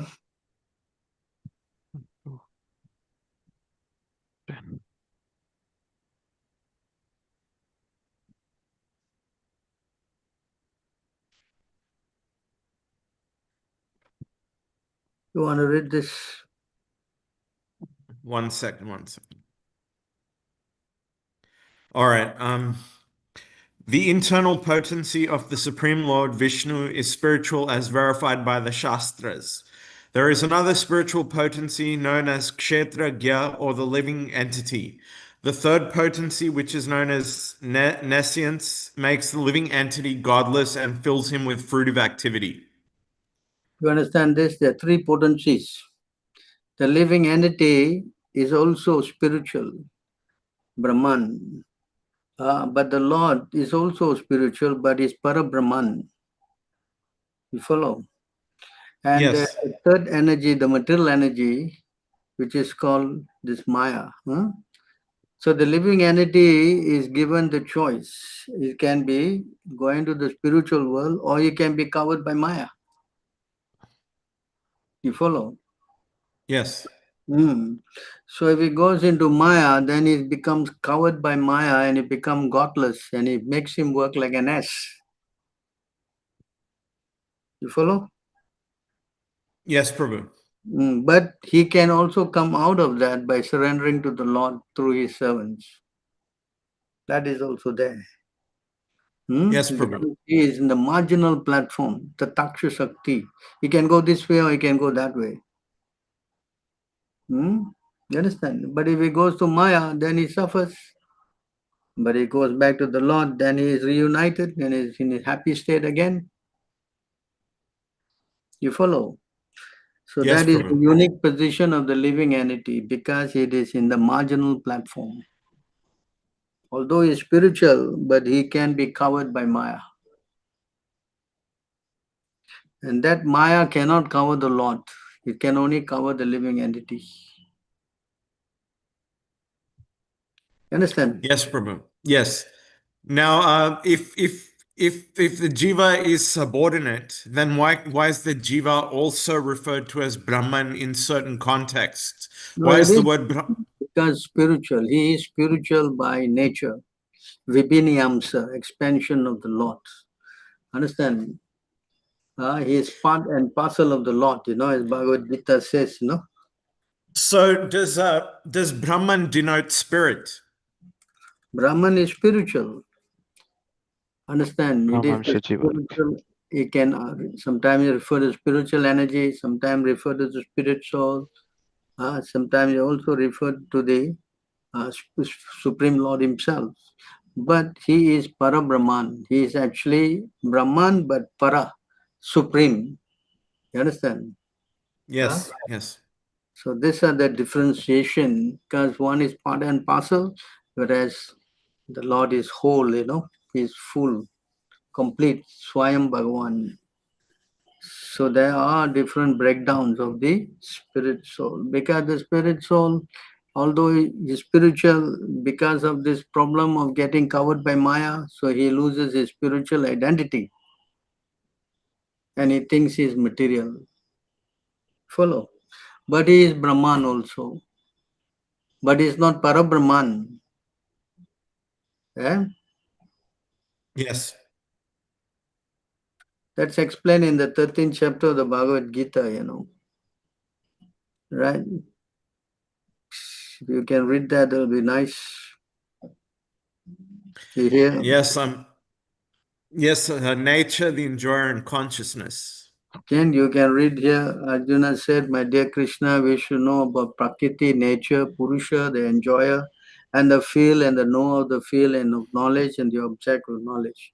The Supreme Personality of Godhead said the body of O son of Kunti is called the feel. And one who knows this body is called the knower of the feel. See? So that living entity is working this body, which is the feel. That's why it's called Chetra Gya. You follow? Yes. Oh, Skirna Bharta, you should understand that I am also the knower of all bodies, and to understand this body and its knower is called knowledge. This is my opinion. So here the difference here now, Parabrahman, he is the knower of all the bodies. Whereas the Brahman, the spirit soul, is the knower of his own body only. There's a difference. You understand? Yes, Prabhu. So this is the thing explained. So we are like tenants in this body, Yeah? The landlord is the Supreme Lord. So here the Lord is explaining this whole point.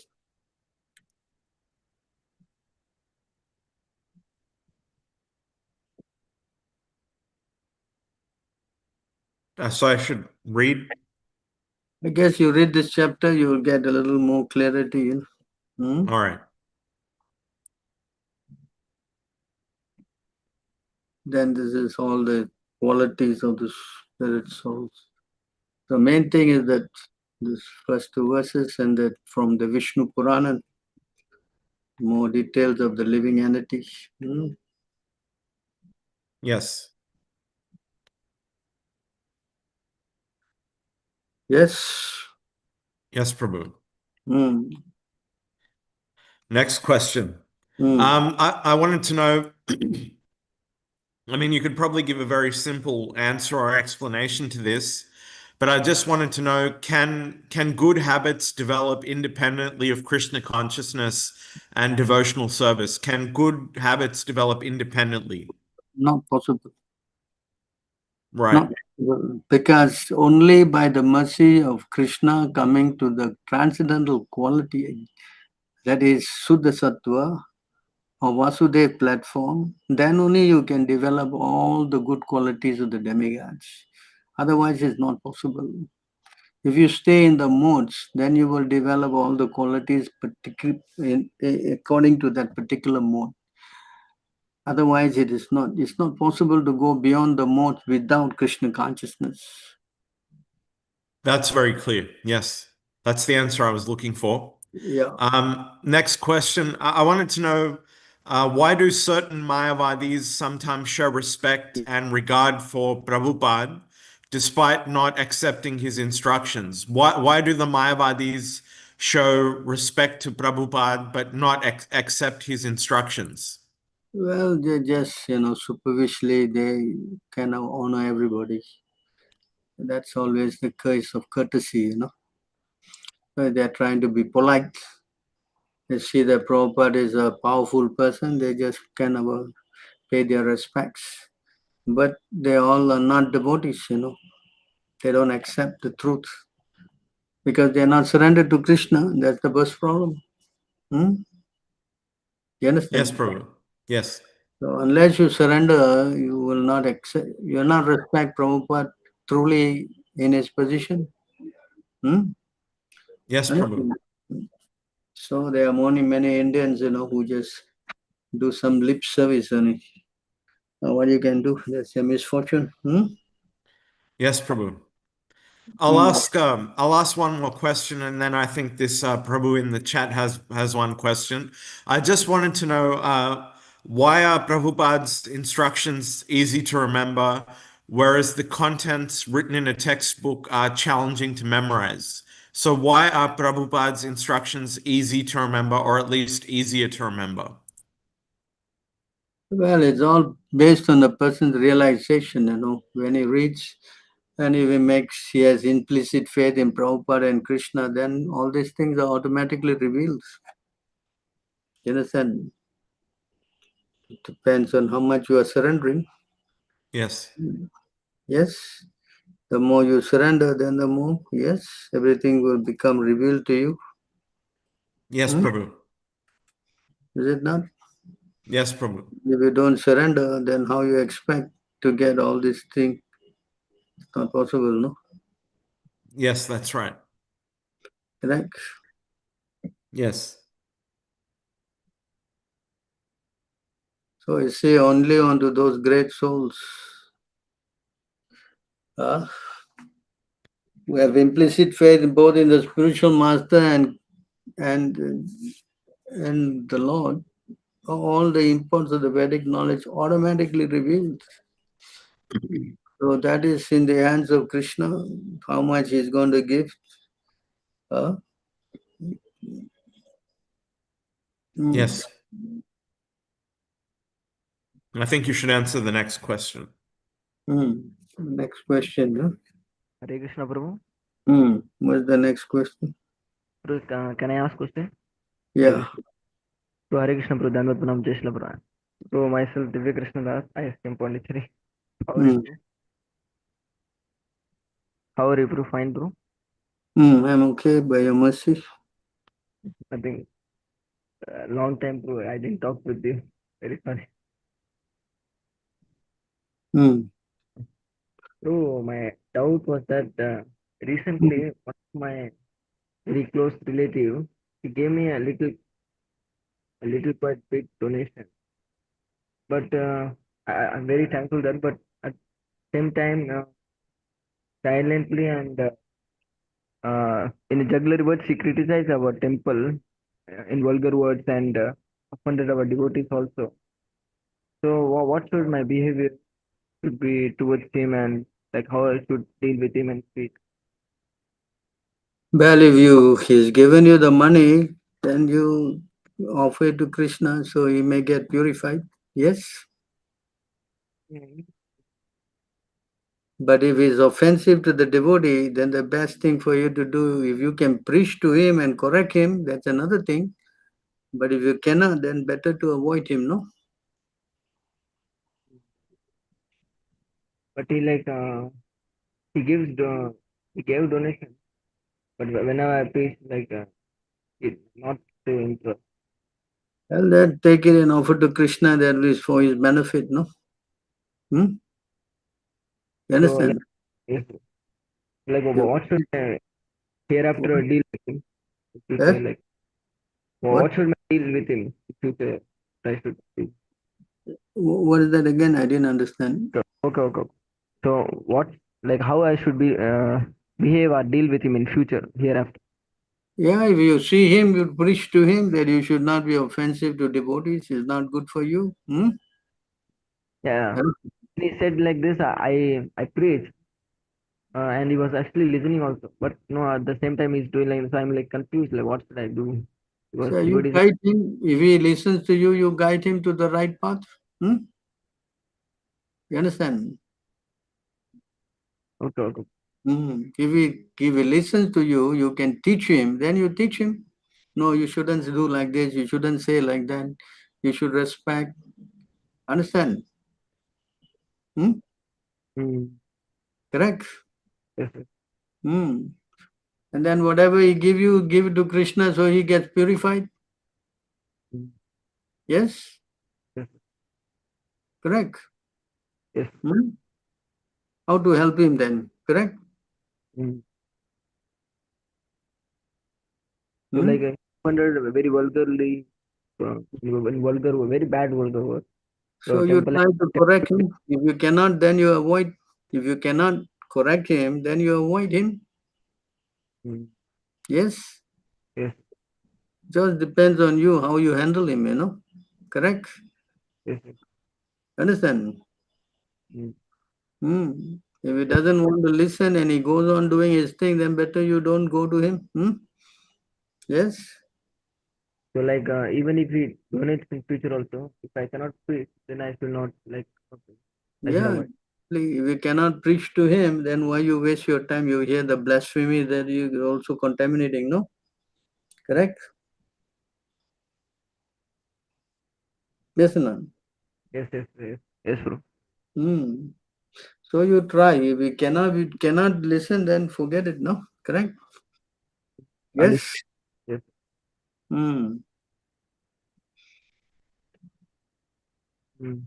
Okay, bro. Thank you.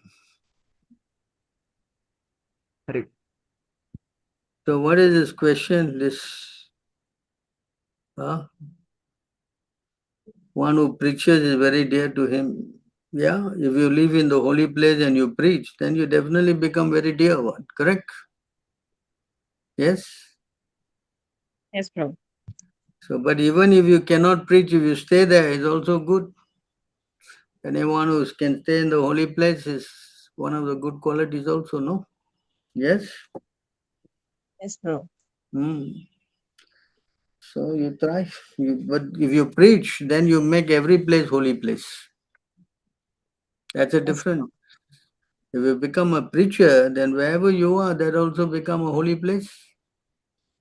Yes, Prabhu. Is there any supporting evidence for this, Prabhu? Yes. Chaitanya Mahaprabhu, when Advaita Acharya was taking him away, I want to go to Vrindavan. Then he said, wherever you are is Vrindavan. Okay. You know that? I don't know. In the CC, he says, wherever you are, it's Vrindavan. So a devotee who is preaching, wherever he is Vrindavan. Huh? Yes, Prabhu. You follow? Yes, Prabhu. Yeah? Yes, Prabhu. So whenever we preach, Lord is with us. So it will become Vrindavana automatically. Yeah. Wherever is the temple of Radha and Krishna, that's Vrindavan. Huh? Yes, Prabhu.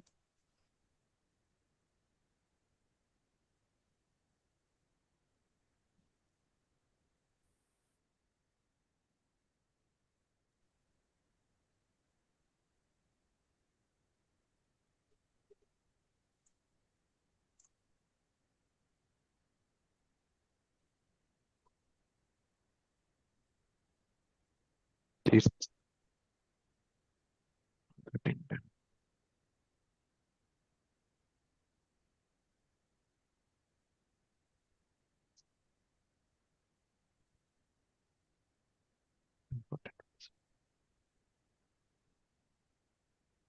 Want to read this?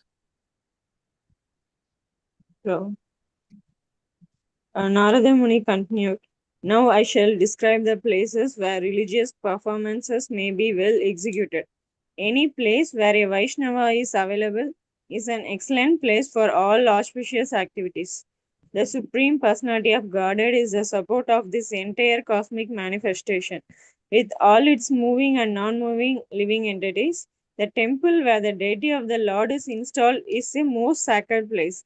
Furthermore, places where learned Brahmanas observe Vedic principles by means of austerity, education, and mercy are also most auspicious and sacred. In this, yes, Understand? Can you yes, read Prabhu. this? Auspicious indeed are the places where there is a temple of the Supreme Personality of Godhead Krishna, in which he is duly worshipped, and also the places where there flow the celebrated sacred rivers mentioned in the Puranas and supplementary Vedic literatures. Anything spiritual done there is certainly very effective. So is it clear? Yes, Yeah? Prabhu, clear. Hmm? You understand? Yes, Prabhu.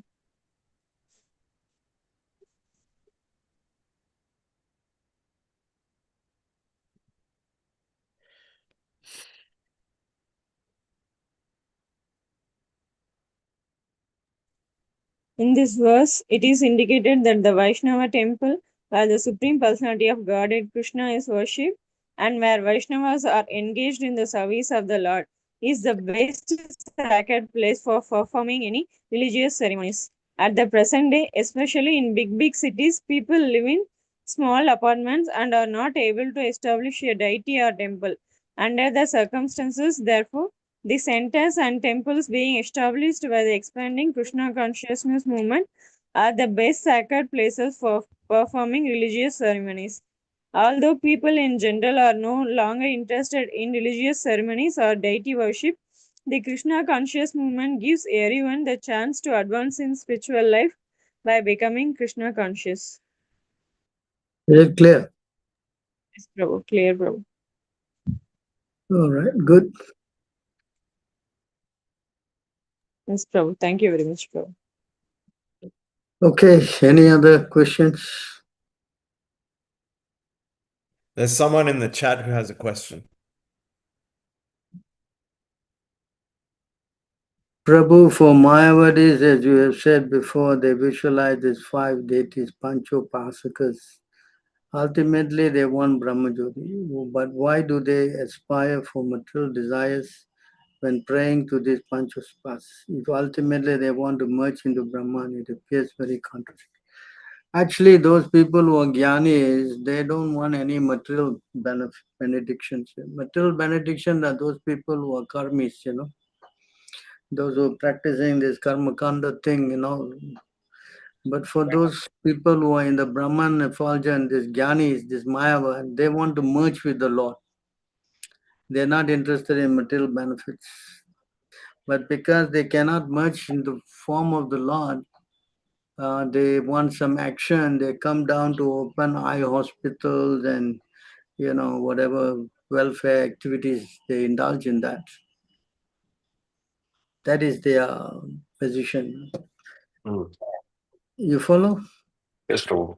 Mm. So even though they are saying that they are followers of Shankaracharya and they have the Panchapasakash worship, they still are classified into karmis and jnanis. So out of them, there are some karmis, there are some jnanis, and only jnanis are aspiring for Brahmacharya. Okay. Yeah. Unless they get the association of devotees, it's very difficult for them to give up this kind of consciousness. Mm. You understand? That's true. That's true. Can see this verse.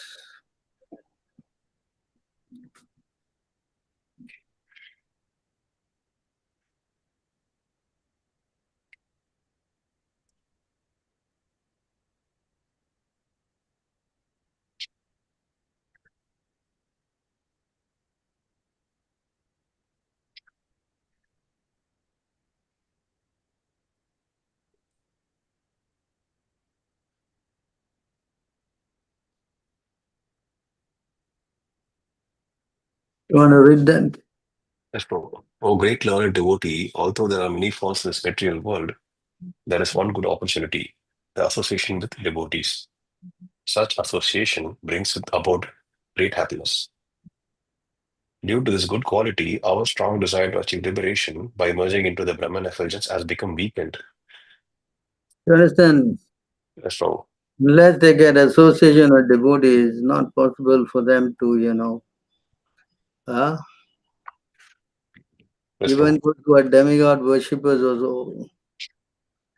Without devotee association, it's very difficult for them to make any advancement.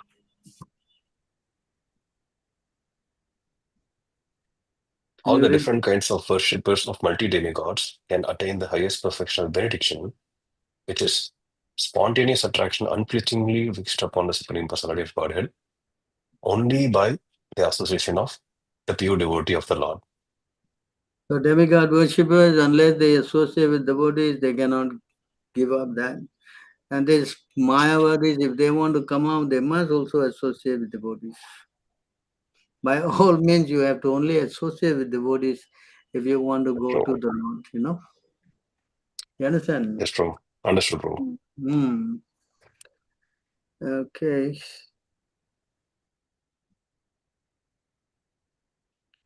Any other questions? One final question, Prabhu, and then I think we can wind up.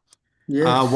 One final question. According to Prabhupada's instructions, what is the best way to achieve global human rights and the end of all the human rights violations? So what's the best way, according to Shastra, to achieve human rights?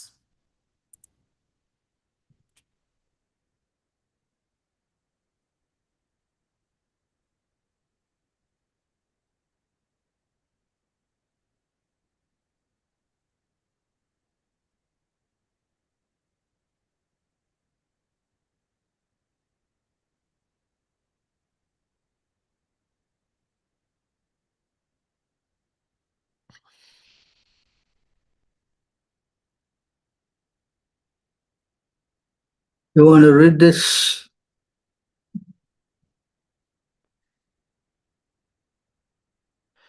A person in full consciousness of me, knowing me to be the ultimate beneficiary of all sacrifices and austerities, the supreme lord of all planets and demigods, and the benefactor and well-wisher of all living entities, attains peace from the pangs of material miseries. Unless they accept this, that the Lord is the ultimate beneficiary and the Lord of all sacrifice and austerities, He is the Lord of all planets and demigods, and the benefactor and well-wisher of all living entities. Unless they accept this, the whole world cannot become peaceful. It's not possible. Yes? Yes. So that's why we are encouraging them to chant. Therefore, Chaitanya Mahaprabhu came to help us. You chant and then you become happy. If you don't chant, you cannot become happy. Not possible. Yes, Prabhu. Hmm? I think we can wind up there. Okay.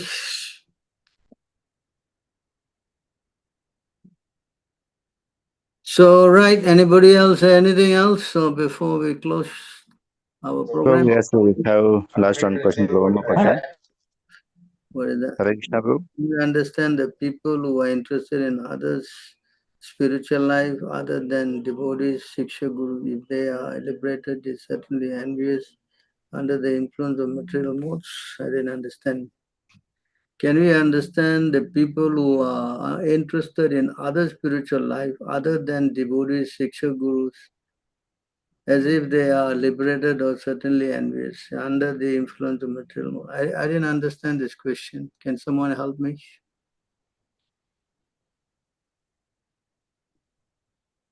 Hello? What is this question?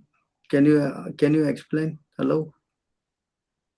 Hare Krishna, Prabhu.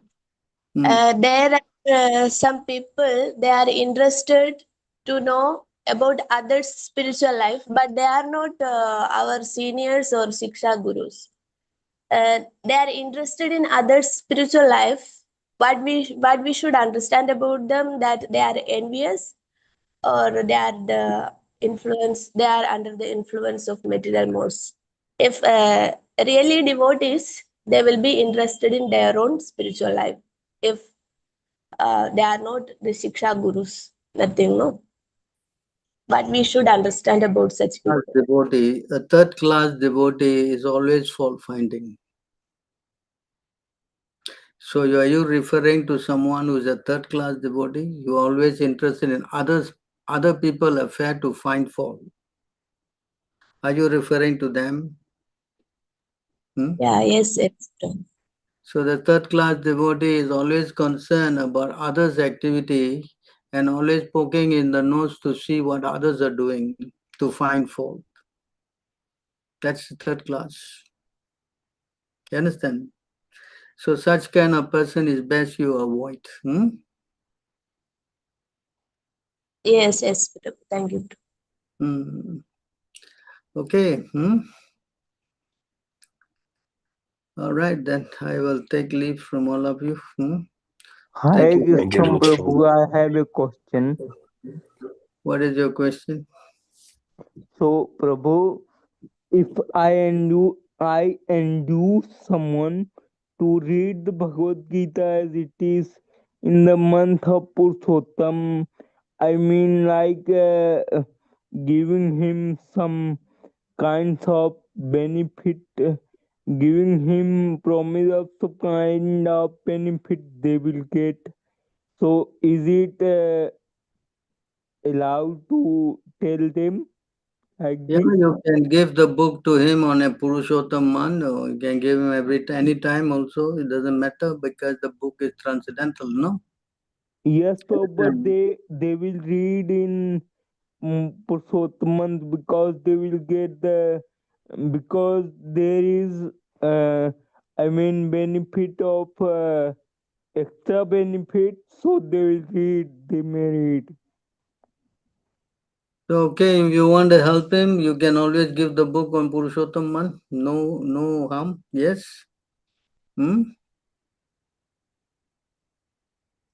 Yes? Okay, bro, thank you. You gave it to him. And I hope he reads the book, no? Yes? Anyone who gives the book is fortunate, Anyone who gets the book also is fortunate. Okay?